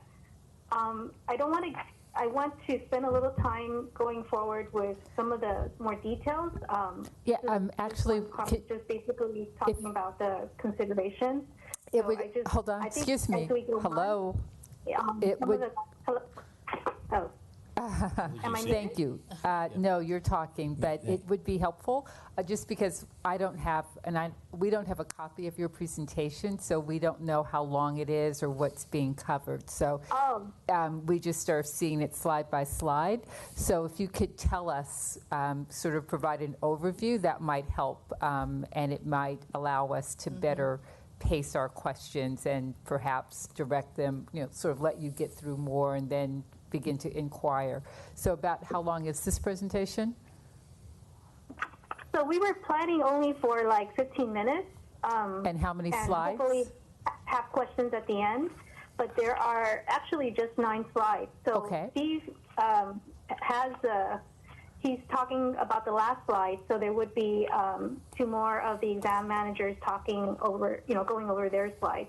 And the next part of the process does go over specifically some of the breakdown as to what the process is about, maybe giving you a better picture of the whole exam process. So that's why I'm kind of interrupting to maybe as we go on, that will answer some of your questions, because I know it's kind of abstract right now with the information so far. It's just about how, it's basically right now we're covering what our responsibilities are and considerations we have, and then we're going to get into Rhiannon's going to go over specifics about the process. Okay, great. So this consideration slide is really just meant to provide sort of context for how your process moves forward. These are kind of the foundational issues, correct? Exactly. Okay, so why don't we move through this and then move forward with the rest of the presentation, and perhaps if we could hold our questions till we get to the end, that might be useful, because again, it's it's hard to anticipate what will be answered when we don't have a guide through the slides. So go ahead. Thank you. So just a couple of other things before I hand it over. So one of the other things that we wanted to mention from the second bullet point is that our responsibility here is to fill our vacancies throughout the city through a promotional process. However, there are situations in which we obviously have to give the examination on an open basis, and that's when experience that is required for the job cannot be gained through city experience, and or there's an educational component that, again, must be obtained outside of the city. In those situations, we go open. However, in the situations where there is a class that provides that experience, we would administer that examination on a promotional basis. And if we need more candidates for the selection process, then we would make that examination an open and promotional exam. The last 2 bullet points is quickly, what I'm trying to present here, I think what we're trying to present here is that our system is a merit-based system that is specific to a competitive process that assesses the most critical competencies necessary to successfully perform the job. So through selection, that's what we are most responsible for. We also do provide training, citywide training, but essentially what we're saying is every facet that we list here, promotion, discharge, we provide either a due process or it's something that is job-related, and that's how it's handled. Lastly, one of the things that I wanted to mention is the federal uniform guidelines, because this is not part of our city charter or our civil service rules. Like I mentioned, these are federal laws, came out of the Department of Labor many years ago. How we apply this is specific to testing. This ensures that all of our examinations are valid and job-relatedness, so therefore that equals fairness. We do this through conducting job analysis to identify those critical competencies for the job. We use job experts to do this process. We ensure representation of the entire class by looking at which departments use that classification and invite them to provide some input. They develop test material, which ensures content validity, ensuring that what we are assessing is truly job-related. And then the last thing I would leave you with is our final product. Our final product is the people who we place on the eligible list pass all the tests necessary to do so. And therefore, what we're saying is that these people who pass the test are more likely to be successful in a job, and that's ultimately what we try to provide our department. So with that being said, I'll pass it over to Rhiannon. Hi, everybody. Okay, so in order to fulfill the mission of the Personnel Department and ensure compliance with the laws and rules discussed by Steve, there are several phases that make up the selection process, which I'll briefly go over. So as was previously mentioned, an exam has to be requested by a department. You have to make a civil service hire from an eligible list, which those are typically good for, on average, about 2 years, sometimes longer. And if there isn't an existing list, or if the list doesn't have a sufficient number of candidates on it, then the user department would need to request that exam through us. So once an exam request is received, it is assigned to one of the 3 managers, Steve, Janelle, or myself, and from there the exam is assigned to an analyst. Once assigned, the analyst works closely with job experts from all user departments, not just the requesting department, and this is in order to ensure the eligible list that is created as a result of the exam is representative of the job classification overall and not just a single user department. As you go through this slide, can you just give us a time gauge? So what does step 1 take place? Just so I have a closer. Sure. The next slide, I will be going over some metrics. So the first portion where an exam request comes in and it gets assigned to a manager, that is dependent on our staffing levels. So if we have a staff that's available that has, you know, one other exam closing out, it could go to them and be open fairly quickly. But if we are bombarded by requests, sometimes it takes a little bit longer. It really just depends on the demand of exams for us at the time and our staffing level. And then I'm going to provide some metrics from the time a bulletin opens to the time a list is established on average in the next slide. So once an exam analyst begins working, oh, I'm sorry, if you could go to the previous slide, we're not quite ready. I'm just going to finish this overview. Thank you. So once assigned, the analyst works closely with job experts from all of the user departments, again, not just the requesting department. And as part of this process, the exam analyst completes or updates a job analysis for the job classification and works to identify those competencies that are critical to successful job performance and needed prior to entry in order to develop the bulletin for the exam. During this phase, our classification section is working to determine the appropriate minimum qualifications to be eligible for the exam, and these are set based on our classification system that Steve mentioned. In the next phase, the analyst works closely with the job experts to develop exam content, and as this phase progresses, the bulletin opens for filing and applicants are able to apply for the exam. So a lot of the early phase, the items are happening simultaneously and various sections are involved. That's why it's hard to put a timeline on these first few phases because so much is happening simultaneously. And then once applications start to come in, our employment services section reviews the applications and determines who meets the minimum qualifications. Once this is determined, the analysts in our central services section schedule all approved candidates to be tested. Once testing has been completed, analysts may, depending on the exam type and various other factors, such as if claims were received, may be required to be completed before the list is established. Once these items are completed or addressed, an eligible list is established and made available to user departments. Once a request to fill a specific vacancy is submitted for a department, our certification section works with the department to provide a listing of those candidates eligible for hiring consideration, which Janelle will touch on later in her portion of the presentation. Okay, and if I can get the next slide. So to provide you with an idea of the volume of exams the personnel department works on, we have provided some key metrics for the previous fiscal year. It just excludes June. So as you can see, as of the end of May, the selection division had 212 exams in progress, and 46% of these exams were for job classifications that are used by DWP. Additionally, for the 11 months reflected, the personnel department established a total of 446 eligible lists, and 48% of these were for job classifications used by DWP. As you saw on the previous slide, there are several critical phases that comprise the selection process. And again, every exam has its own unique factors to consider, and there are various types of exam processes, such as a multiple choice test or a multi-part exam, which may include a multiple choice test and an interview or a performance test.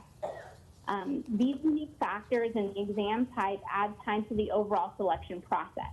So on average, you can see that it takes a little less than 5 months to complete an exam, and that's from the time a bulletin opens for filing and we start receiving applications to the time a list is established and then available to user departments to submit certifications for. So Again, though, on that prior slide, then that is really steps 5 through 7. That's not inclusive.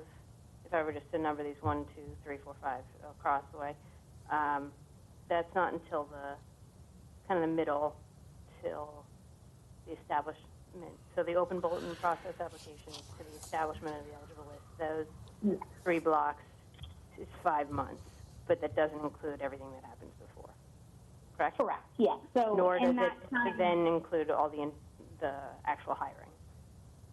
Correct. Yes. So in the beginning portion, there's a lot of factors to consider, like I mentioned, like our workload, the time it's taking to get information from the various user departments. So like I mentioned, we don't just work with the requesting department, we work with all departments that use that job class. So for some of our, more popular exams that are used by almost all city departments, like management assistant or administrative clerk, we're trying to get cooperation from, almost the entire listing of city departments to ensure representation. And so sometimes that takes time too. And of the total number of hires, how many applicants does that mean have been screened? We do have those metrics. I don't have that in front of me, but we'd be able to get that to you later. Actually, it's about 100,000. So the information's not on these slides, but in the past, we've basically processed about 100,000 applications, and we generally test about 50,000. And how is that as a typical screening percentage for governmental entities? Can you repeat the question? Is that a typical percentage? So what did you just say? I guess 10% make it through from testing to hiring? About, or something like that? So we test based on, also we process applications based on the number we expect, basically a robust group of applicants. We recently had a charter reform that allowed us to limit the number of applications we process. So even though we receive all those applications, we may not move forward every one because there simply is too many applicants to want these city jobs. We are basically a large agency and we get a lot of applications in comparison to other agencies. So we are very popular. And we did charter reform as a result to limit what we need. In the past, we have had to process every single application, but now basically we go through, which is why it's so important that departments tell us what their needs are so that we can have a robust number of applicants coming through and determine what the limit number should be. Does that make sense?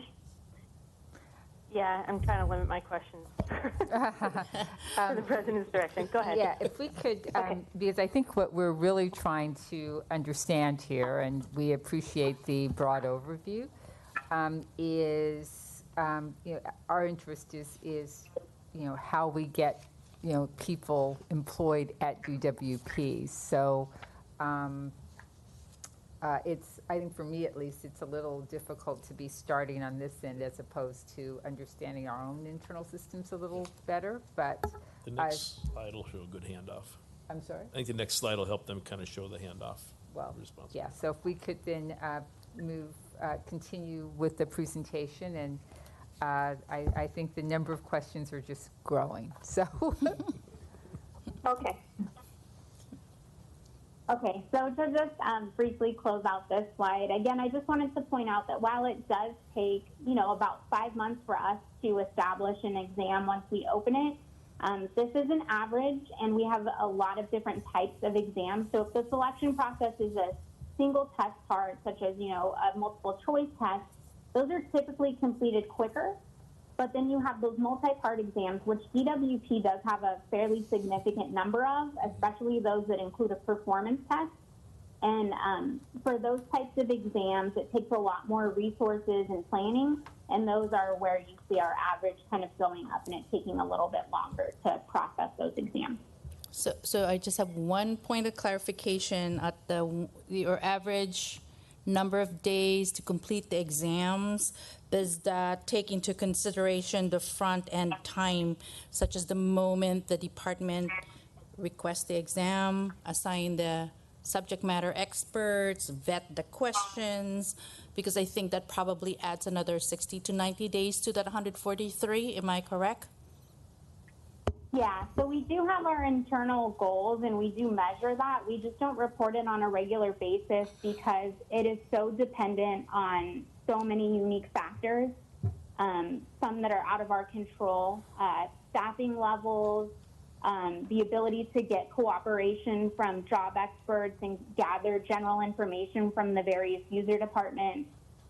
Those things all add time, and they're sort of out of our control in some circumstances. So we don't measure that on a regular basis, but we do internally have that information. I also wanted to add that there's an internal process that DWP has that I think is going to be in your other presentation in the next meeting that will go over some of the time that's involved also at the front end before we even get the exam request. Okay.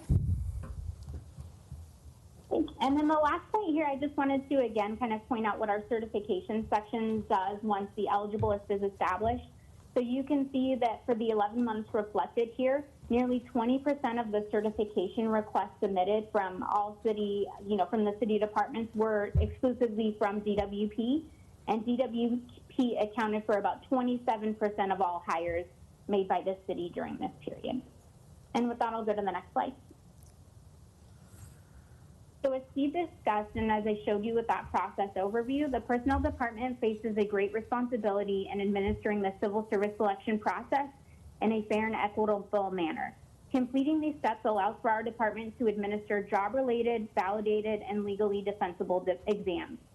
Our analysts in each of the sections I previously mentioned are tasked with ensuring their responsibility is met by completing all of those phases I went over, including by completing a job analysis, developing exam content, and referring to minimum qualifications set by our classification section. In order to succeed in meeting our responsibility, though, we work closely with and rely on assistance from each department's personnel section and from experts from each department. For example, each user department is required to nominate the names of potential job experts that can assist in completing the various phases of the selection process. Any job expert may assist with creating exam content, conducting a post-test review of a multiple choice test, or serving as an interview rater as part of the exam process. So you can see the selection process is very collaborative and requires the cooperation of all user departments in order to ensure its success. And with that, I'll pass over to Janelle. Okay. Hi, everyone. Can you hear me? All right. The next slide, please.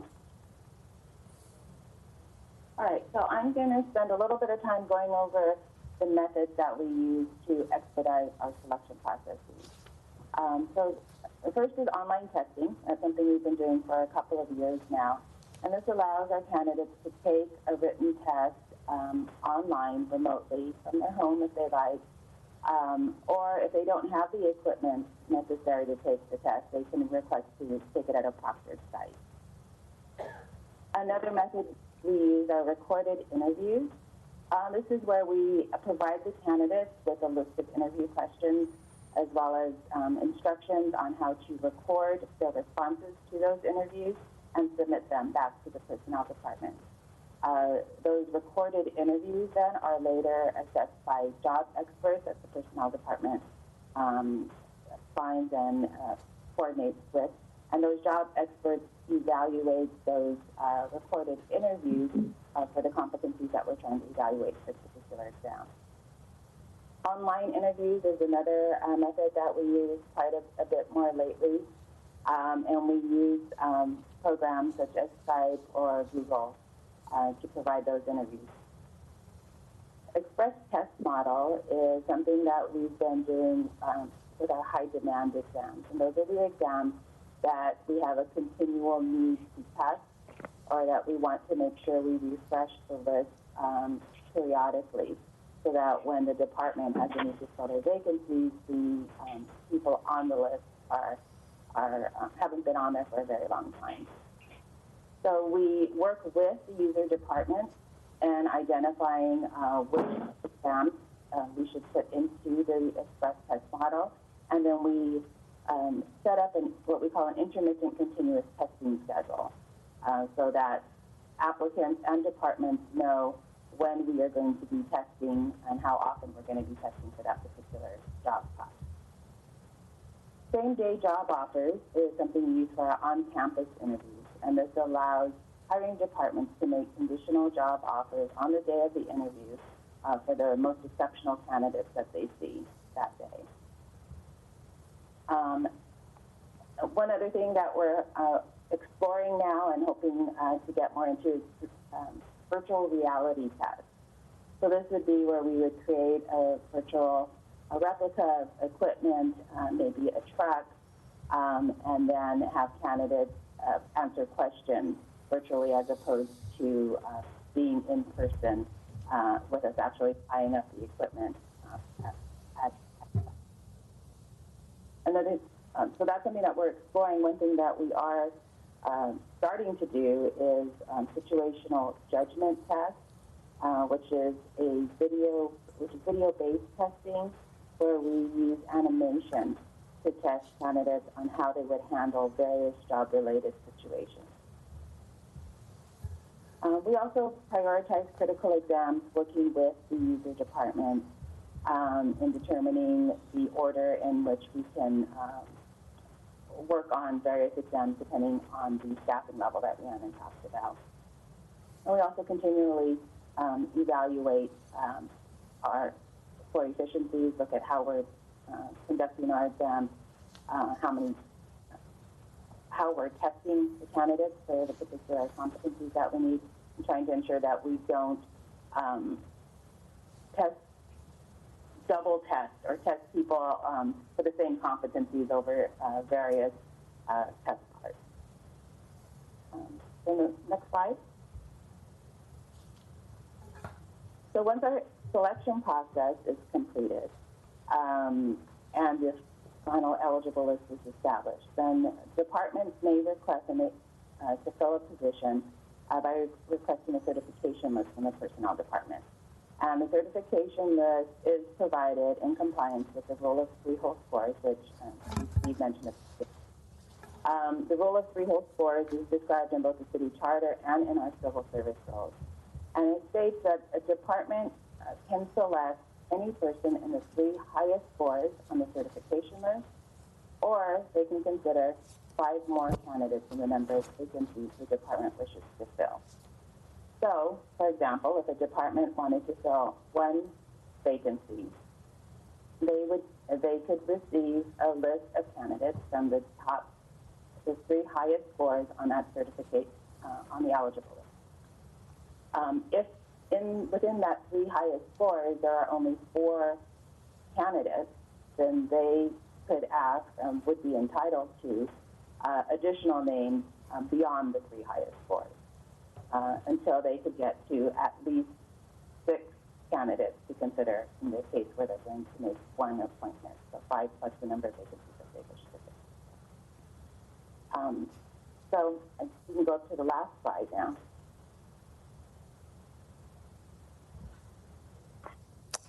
That concludes our presentation. I know everyone has a lot of questions, but we're here, and Gracie's here, and then we have a number of other people here in case there are questions beyond, what we can answer. So we welcome your questions.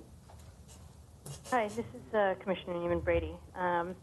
I trying to figure out how to make this most productive because I have so many questions about so many different pieces here, as this feels like really just whetting our appetite on your process, not really understanding it in a fulsome way. But I guess the bottom line is that, much like President McLean-Hill mentioned, is that we have two goals. One is to speed the time in bringing people on board and hiring, and continue to increase the caliber of potential candidates that are coming through that funnel. And one thing is I didn't hear much about what you're doing on the funnel side, so that's one piece. But more, even putting that aside for a second, there's really two ways that you can, in my opinion, ever affect any change. One is you change your approach, or you change the rules that govern you. And so I'm wondering, as this strikes me very much as an exercise that should go through a Lean or Six Sigma type of process improvement strategic effort, and starting first with the process that you have and what ways that can improve, and then from there, the civic service rules adjustments that might be needed to facilitate the ultimate goals, and then finally what charter amendments, so that all of us could get on the same page with how to directionally move the organization to a more modern approach to hiring, and obviously being cognizant of all the constraints you have. So what, if any, types of process improvement and lean type of work, if at all, have you guys gone through? So staff mentioned a couple of, the innovations that we've done over the past couple of years. Online testing, or what we call anytime, anywhere testing, has been able to have a bigger reach of candidates who traditionally would have to come to our high school location or whatever location to have the test administered to them. So that's been an improvement. The other one is the express testing that we do. And Tina, I'm sorry to interrupt you. I recognize those are great improvements, and I'm not suggesting otherwise. But they are point applications rather than a much more fulsome look at the overall system. And when you do something in a complete way, I've actually been through some lean process improvement exercises at various companies I've worked at, and every handoff, every piece is considered and evaluated. So it's a hard process, but the entire step and every piece of the model is looked at completely. And so while these are great individual improvements, my suggestion is really a much broader strategic look at the entire process. And just quickly, because I want to make sure that I understand what's being presented, this presentation from city personnel, is this an overview of the process as applied to the entire city? And so, for instance, when you say, 100,000 applicants are capped at this number or that number, you're talking about citywide, not just specific to DWP, correct? And I assume that, because I know what Commissioner Neiman Brady is trying to get to here, I assume that that when you start getting away from these overall averages and start dealing with very specific positions and categories of positions, that the process may look very different. I would imagine it doesn't, just because you've got in the city so many different kinds of positions that you're hiring for, the timelines may be different, the number of tests that you're giving are different, what that list looks like. All of those things become more specialized depending on whether you're hiring a firefighter or an administrative assistant, right? Yes. Okay. Every exam is different. So I've asked Shannon back to the back to the microphone, because it seems to me, first, what's being presented in 2 weeks? Okay, so In 2 weeks, we're going to go into great detail about how we in the Department of Water and Power hire, what our selection processes are in conjunction with both the civil service aspect of what we need to do, and then we also have a process that requires us to follow specific MOU negotiated arrangements with our labor partners. Okay, so it might make sense to approach it this way, because it seems to me that the change that we may wish to drive is very specific to circumstances that apply to DWP as differentiated from some of the circumstances and processes that just apply generally. And the strategies that we may wish to employ in order to drive that change may better emanate from within the organization than moving toward specific recommendations and ways of collaborating with the larger process. And I'm curious about how all that might come together once we have a more comprehensive and nuanced presentation about, because some of this personnel, city personnel, is impacted by what we're doing. Some of it's responding to what we're doing.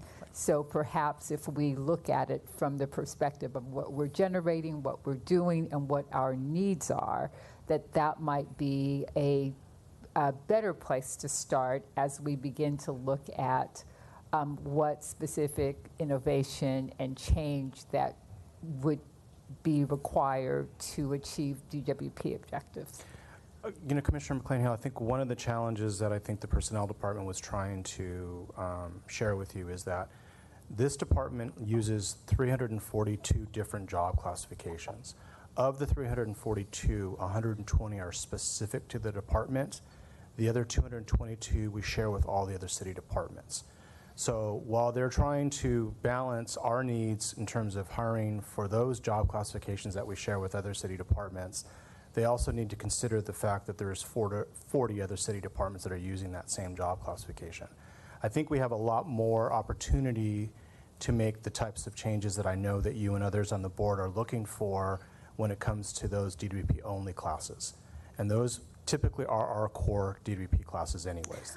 Which, frankly, I don't know if anybody else got from the presentation that we just heard, but I didn't get that, which is why I'm suggesting that perhaps beginning with and better understanding those things that are critical to DWP, because we're not talking about the overall civil service process as it relates to certain kinds of general class administrative positions. We're really talking about a whole different set of positions. So perhaps better understanding that and would serve as a good foundation for our thinking about how and what we need to be able to do as it relates to our collaboration with city personnel in order to achieve our objectives. And I did note, as did Commissioner Neiman-Brady, that among those things, that among the tools that we seem to have is the ability to actually better resource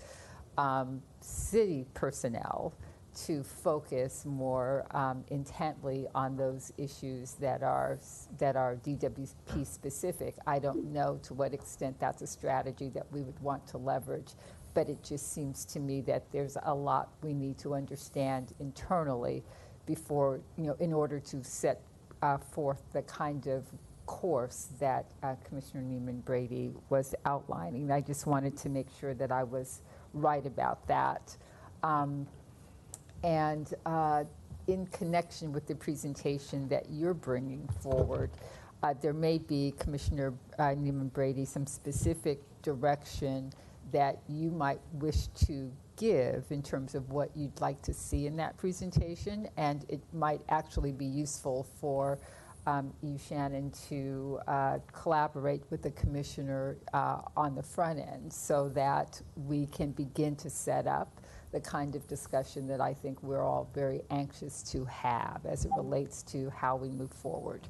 So that's just my observation at this point. I want to step back and determine if there are additional questions that any commissioner might have as we continue to consider this matter. I would like to know which processes are within our control so that we have flexibility to tweak it because we are talking about ensuring we get to the hiring and recruitment of those folks.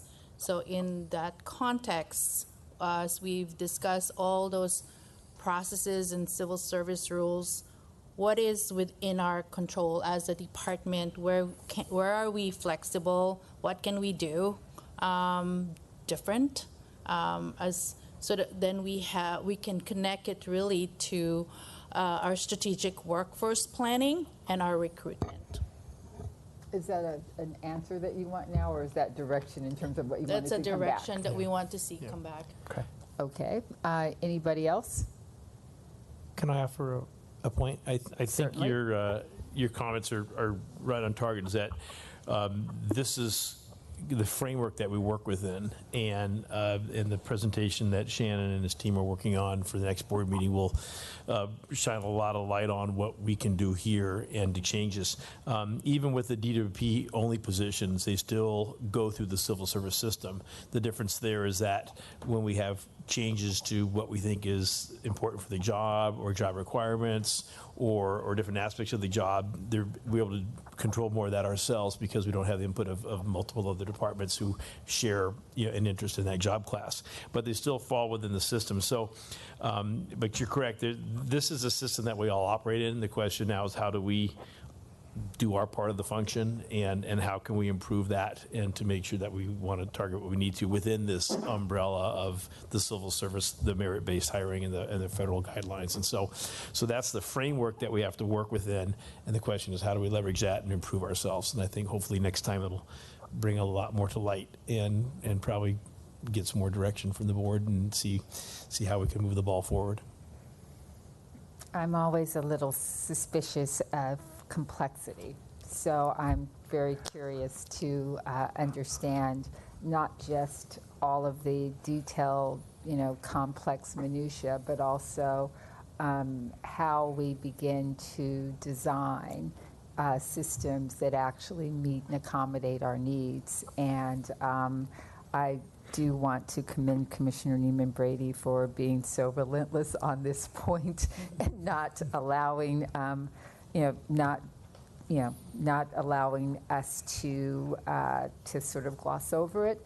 I also do want to, though, caution us as we move forward that we will not be intimidated by the complexity or the steepness of the challenge, because so much of what we need to do moving forward will be determined by the degree to which to Commissioner Neiman Brady's point, we begin to step back and perform real analysis and actually shift the manner in which we operate within the confines of, obviously, the law and the charter to improve these processes, make them more efficient, and to allow us to move forward in a more streamlined and 21st century way. So it's a lot to take on, but I think that this board is very committed in its effort and interest in taking it on and working with the department to do that. And how many job classifications did you say we have? We have 342. That sounds very complex. It is, but we'll try to present the information in a way that kind of doesn't make it sound as complex as it actually is. But okay. Anybody else? Commissioner Neiman Brady, would you like to sum up, or are we ready to move forward? I think we're ready to move forward. I'm eager to hear our piece, and then I think from there we can try to figure out how we all move forward together. So thank you, President McLean-Hill, for articulating. Thank you, and I'd like to thank the members of the Civil Service Personnel Department for this presentation. It's been very helpful, so appreciate it, and thank you, Shannon. Looking forward to 2 weeks from now.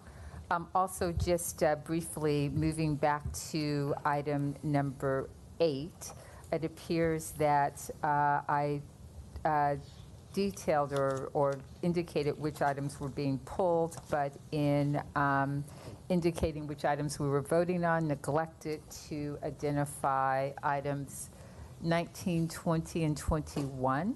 I'd like a motion to first off, do we need to reopen the consent calendar, or can we simply add those? Okay, I'd like items. to simply add those items to the consent calendar. Is there any objection to doing so? Without objection, in addition to the items previously referred to, items 19, 20, and 21 are also approved by consent. We had only that management report, so I think we're now That's it, yeah. item 10. And with respect to item 10, is there any presentation? I recall that Commissioner Neiman Brady has specific questions related to A2 and also Yes. B1. So Commissioner Neiman Yes. Brady. Thank you. And I am just trying to understand, hi, Ann, the May, which is identical to the April 2020 type reports. And what I'm trying to pick up, if I can draw your attention to page 7 on the, for example, the power systems, there's a similar slide related to the water systems on the accounts receivables and percentage of retail revenue. If I were to interpret these 2 charts, let me take one step back. What I'm trying to get at is to see if we're seeing a noticeable impact on these related to COVID-related non-payment, and I would, or even just, economic impairment. And I would suspect that you would always have a rolling minimum of 8.3%, just dividing the 12 months that way of receivables. But it seems like you might have a little bit of an uptick here. And I just am curious if that is, if these charts are going to give me that indication, or if there's other mechanisms to try to better understand what's going on as it relates to COVID. Yes, Commissioner. So those charts were actually started a few years back when we were working with the billing system to see how our accounts receivable was changing, and that's why we have the year prior to the billing system in there and then a few years out. So on the power side, our accounts receivable isn't going up as much because the commercial industrial customers aren't using the power and they are paying their bills. So you're not seeing an uptick in the accounts receivable there. On the water side, the majority of our accounts receivable is from residential customers, and they're not required to pay, so we are seeing an uptick on that one, and we are monitoring it. Okay. And are these the best charts for me to look at to get that sense, or are there other charts that I should be better looking at? Right now, these are the ones that we're using, but as we continue to look at this and not require customers to pay, we may need to develop some additional charts or information. Yeah, that'd be handy if you could, going forward, have something that represents what's going on as it relates to. Let me just clarify what Ann said. She said not requiring to pay. As has been stated by the mayor, there's not a no pay ever clause, but we're talking about not having shutoffs or consequence from not being able to pay on time. So let's clarify that. All right. Thank you for that. And also, is there anything else with respect to the monthly reports, item A's, or are we ready to move to item B? You know what? It looks like this, the slide that's being presented right now is not the B items, but the B item I'm looking for on the agenda is the audit plan. And I just had some general questions. If you could just share, Ann, what is different between this audit plan and the 1921, as well as what does special audits mean and how are they selected? So I haven't went through and specifically compared line for line with each one, but on this one of the things that we're trying to do is have a better understanding of the changes in CCB as part of our technical upgrade. So we have allotted some hours related to those. And then special would be like special requests. So the audit plan is broken up into areas as far as operational reports, operational audits, joint project audits, customer service audits, IPP and SCAPA because it has its own, and IT audits. So as requests come up that we haven't identified, we're allowing so many hours in that category for additional requests related to that. Are there surprise audits? Well, on the customer service part, we do surprise cash counts out in the branches so that we can make sure that cash procedures are being handled correctly, that cash is being locked up, it balances to what has been posted in CCB. So we will do cash count surprise audits. Those are the ones that we mostly do a surprise audit one. In this one, we don't have any physical inventory, but periodically we'll also do physical inventory audits where we work with the supply chain services group to say what materials are you going to be counting today. We want to go out and observe as well. So the majority of the surprise audits are one of the cash. And what about random ones? Random audits? Do you do those too? Well, random, really what we try to do is our first step when we prepare the audit plan is we send a memo to the division directors asking them, do they have input? Is there any contracts that like to see audited? Are there any areas that they see change where risk may be growing that they'd like to see audited? So those will be our first ones. And then internal audit director will go back and look at prior audits to see are there anything that we should be following up on or something new that they want to take a look at.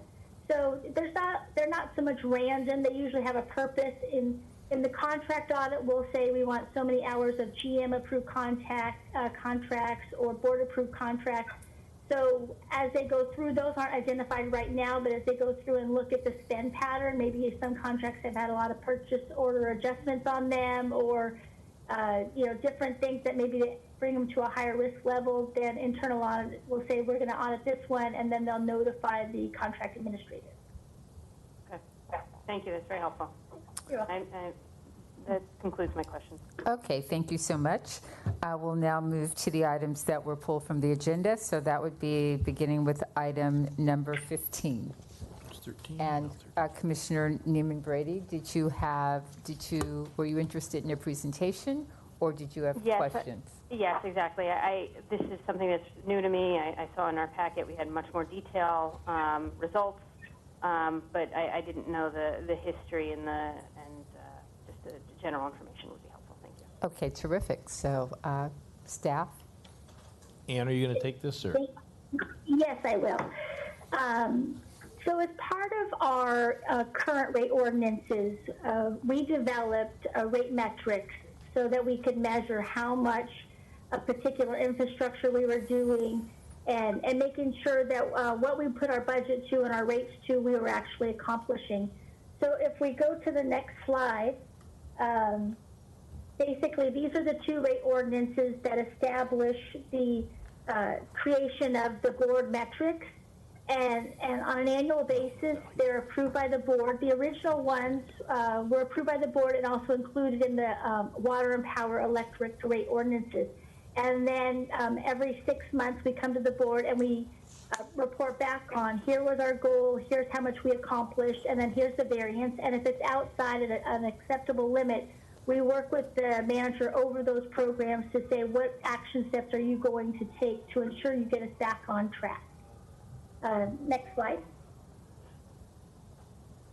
Are individuals' goals, personal goals tied to any of these? I see names allocated to them, but I don't know, does it actually go into their goals? It's really more infrastructure, like a part of the big group would be infrastructure, so number of poles, number of cross arms, number of people trained on critical infrastructure or trained to do critical infrastructure work. On our renewable portfolio standard, number of, percentage achieved or cost per unit. So between working with the department and then at the original one was with the Office of Public Accountability contractor, we developed 57 rate metrics. And then what we do is we go through and we'll update these. So as part of the 2021 package, we have had some adjustments. Water system, the new number of infrastructure is going to be replaced the full-time equivalent one. And then on the power side, we want to do the average levelized cost of energy purchase power agreement. Ann, can you excuse me just a second? We're also going to be removing some. Ann, excuse me a second. Are all the board members online? Are you seeing the slide that says notable changes to board metrics, or does it say one that says continued? Because some of the screens are one slide ahead. Yep. Notable. Okay. As long as you're not seeing the one that says continued. Okay, because, yeah, I think, There you go. yeah, we got it off sync here somehow, so. Sorry, Ann. So out of the 57 metrics, these are the ones that we are changing. And then on the next slide, we had some that we are going to be deleting. So as the department works through its through cooling process, the original one had repowering all of the old units. That's being re-looked at. And then we had one biogas contract, so we were monitoring the total cost versus plan for biogas, but we no longer have a biogas. So that's also being taken off the metrics that we're analyzing. And so we are requesting the approval as these are our metrics for 2021. These can be updated and changed by the board as necessary if there's something new that we'd like to track. But these are the ones that, from the discussions between corporate performance and the operating divisions, and we've sent an advanced copy of this to the Office of Public Accountability to see if they have any additional ones. These are the ones that we're requesting approval for this fiscal year. Okay, thank you. That's helpful. Are there? And then the packet that we received separately, it's sent to Dr. Pickle, and is that because he helped establish the metrics? Is that we have, under the ordinance, we're required to give the Office of Public Accountability 30 days in advance notice of what we plan to present. So if they have comments or changes, we can work with them on those. Okay. Okay. All right. Excellent. Thank you. You're welcome. Are there any additional comments? Okay. Then do we have a motion on item number 15? I move to approve. Second. Is there any objection to a unanimous approval? Hearing none, we will, item 15 is approved, and item 17 is what we'll consider next. And same, Commissioner Neiman Brady. I am just curious what it is that they are, these 4 sessions that have not yet been completed. What is the work product and what are the goals? Okay, well, we'll have a quick presentation, which I imagine will answer that question. And Sharon Grove will speak to this. Just so a little bit of history, Marilyn Schneider has been with us and her company for a couple of years now, maybe 3 years, and so we are working on a new RFP for these services. Commissioner Reyes actually was interested when she first came on about this contract, and so we have not added money to the contract, but there are user divisions who are very interested in continuing some of the efforts that are going with the existing funding. Sharon being one of the biggest users and people who've really benefited from some of the processes and things that they've undertaken. So she wants to speak to what the need is here and why we're asking to basically just extend the time with no additional money to finish running out this contract and taking advantage of the services that we've been engaging in. So go ahead, Sharon. So Commissioners, this is Sharon Grove. I work in customer service, and yes, on behalf of the department, I worked through this board letter to get the time extended on the contract. But joint power and water system all use this contract. And basically, you asked about objectives, and there are matrices of objectives across each one of those sessions. So supply chain has one, customer service communication has one, the power system, FSO, the water system, the IT organization.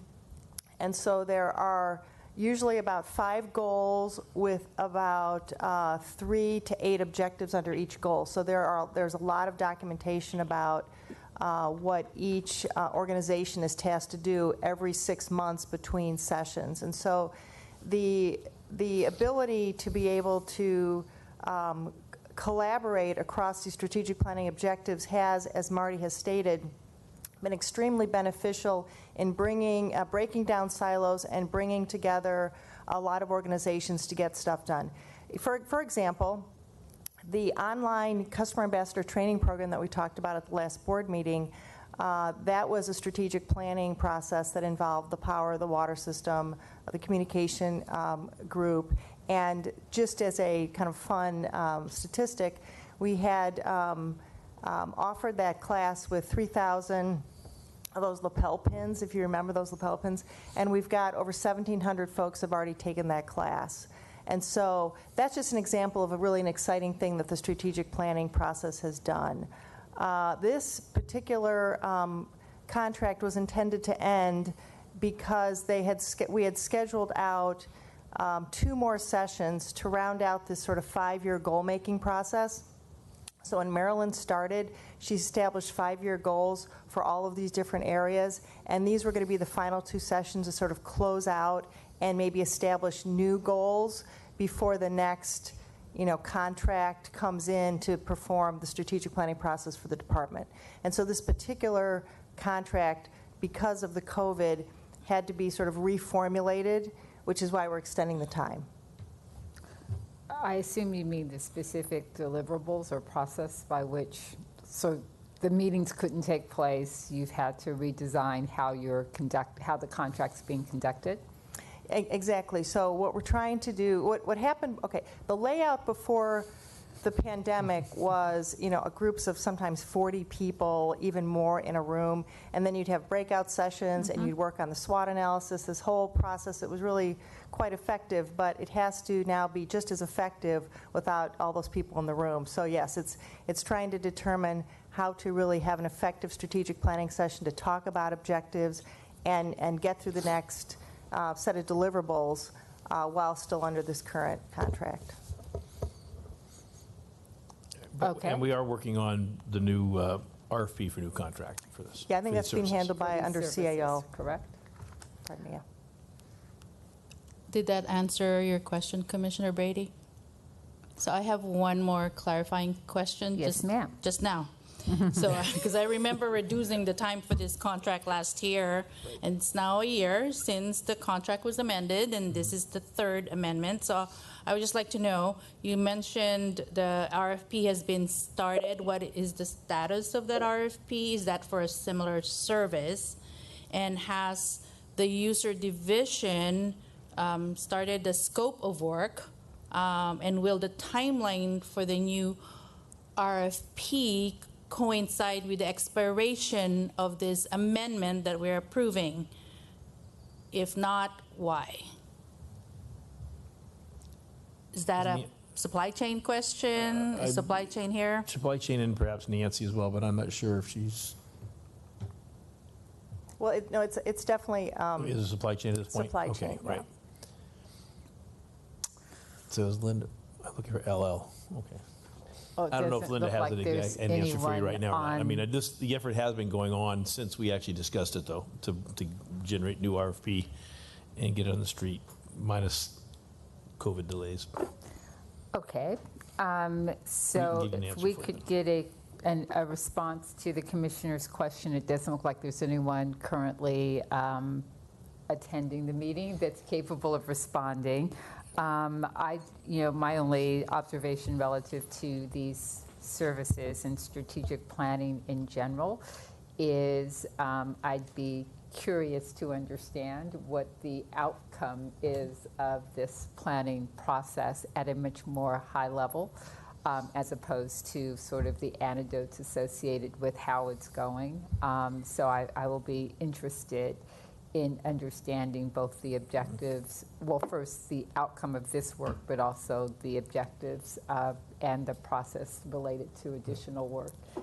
Typically in strategic planning processes, you have input from all stakeholders, and I don't recall, and perhaps I just wasn't around, in terms of when and how the board as a stakeholder provided input to the overall process. So I'm curious about moving forward what that looks like.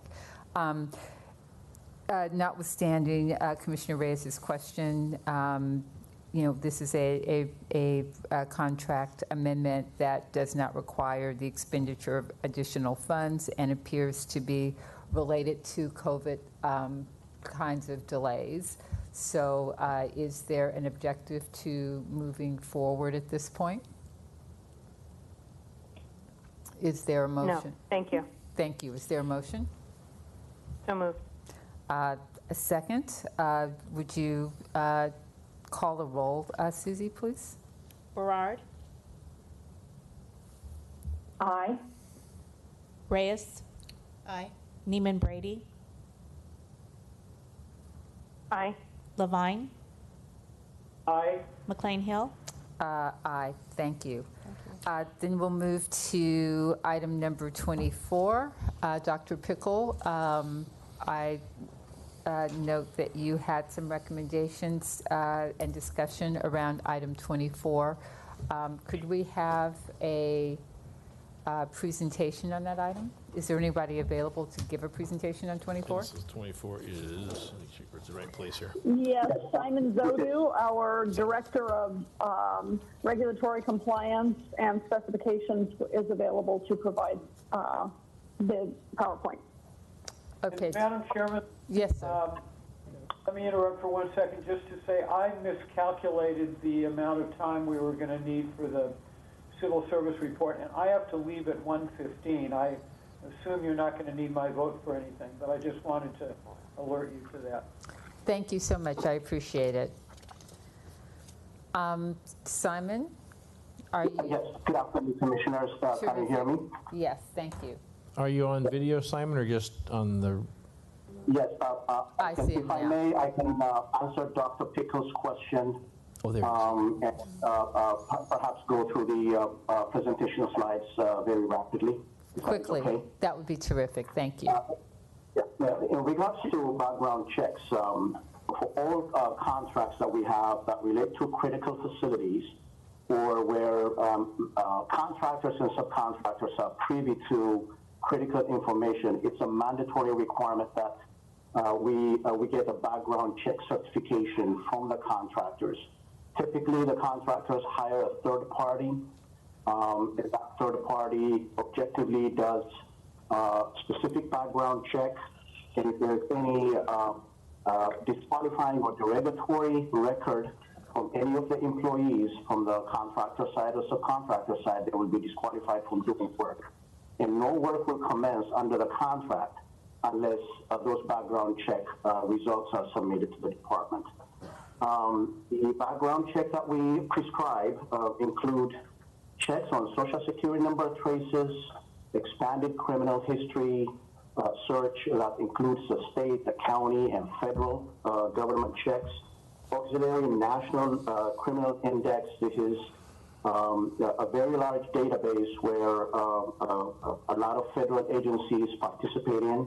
And last but not least, it includes the Office of Foreign Assets Control, that's Department of Treasury's background check. So we do a comprehensive check. We've been doing that for all critical facilities. It is a regulatory requirement for us to do that, and part of our compliance evidence and supporting documents. As we, I think, implement this supply chain cybersecurity risk management plan, the effective date for it is October 1st of 2020, and we are closely working with the NERC, the North American Electric Reliability Corporation, the Large Public Power Council, American Public Power Association, and then the National Association of Transmission Forum to make sure that LADWP is on par with the national standard and making sure that we go above and beyond the minimum requirement to make sure that everyone we hire at subcontractor and subcontractor level are indeed pass a background check. When the checks are performed, the background check certifications are submitted to the department. They get validated by the Security Services Division. Once we get the green light from there, that's the only time that contractors and subcontractors can stop performing their duties. A couple questions. Yes, sir. Just to be clear, so you do get the full background reports that the same as the employer would have received? No. Correct. We do that, and if there's any derogatory or negative record, we will immediately disqualify the employee, and the contractor or subcontractor have to replace them with someone perhaps with a cleaner record, so that they can be privy to critical information. Do you have the ability to do an occasional spot check in terms of a further drill down on any of these? We don't. We do checks only of our employees at this point.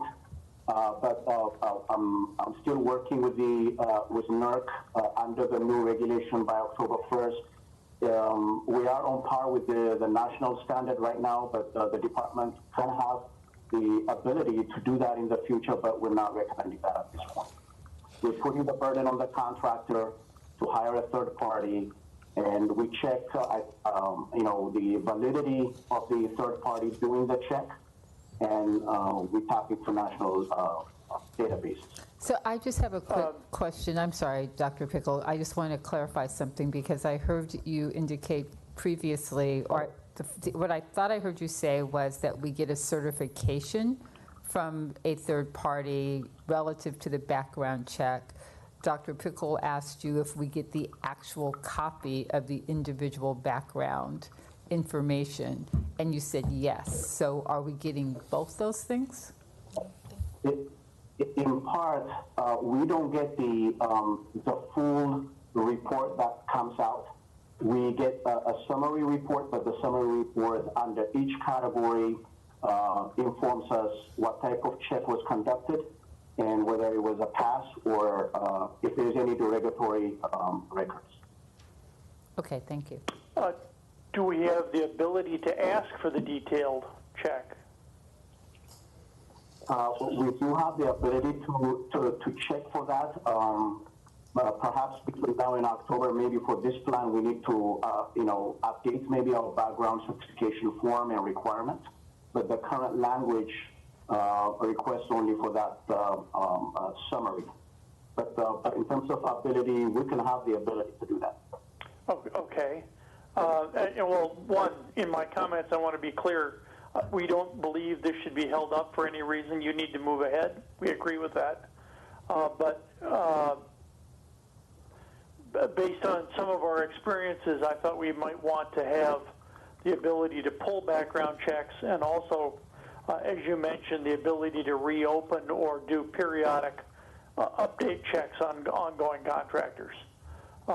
And also, how is this coordinated with the masters of the critical infrastructure, that being the ECC? Any work that's done at the Energy Control Center or any critical facility within the department, all contractors are subject to this requirement. Okay, but how is that security check review coordinated with the ECC? Do they get to see information on those individuals who might fall under their purview? Correct. The facility managers, including the contract administrators, prior to allowing anyone commence performing any duties, work with the SIP compliance office in Power System and the Security Services Division to make sure that they have the necessary paperwork to move forward. So we work very closely with them.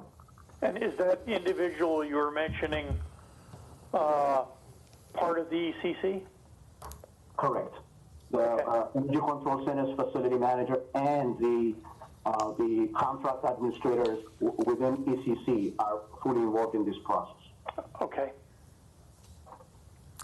All right, thank you. Are there any additional comments or questions concerning this item?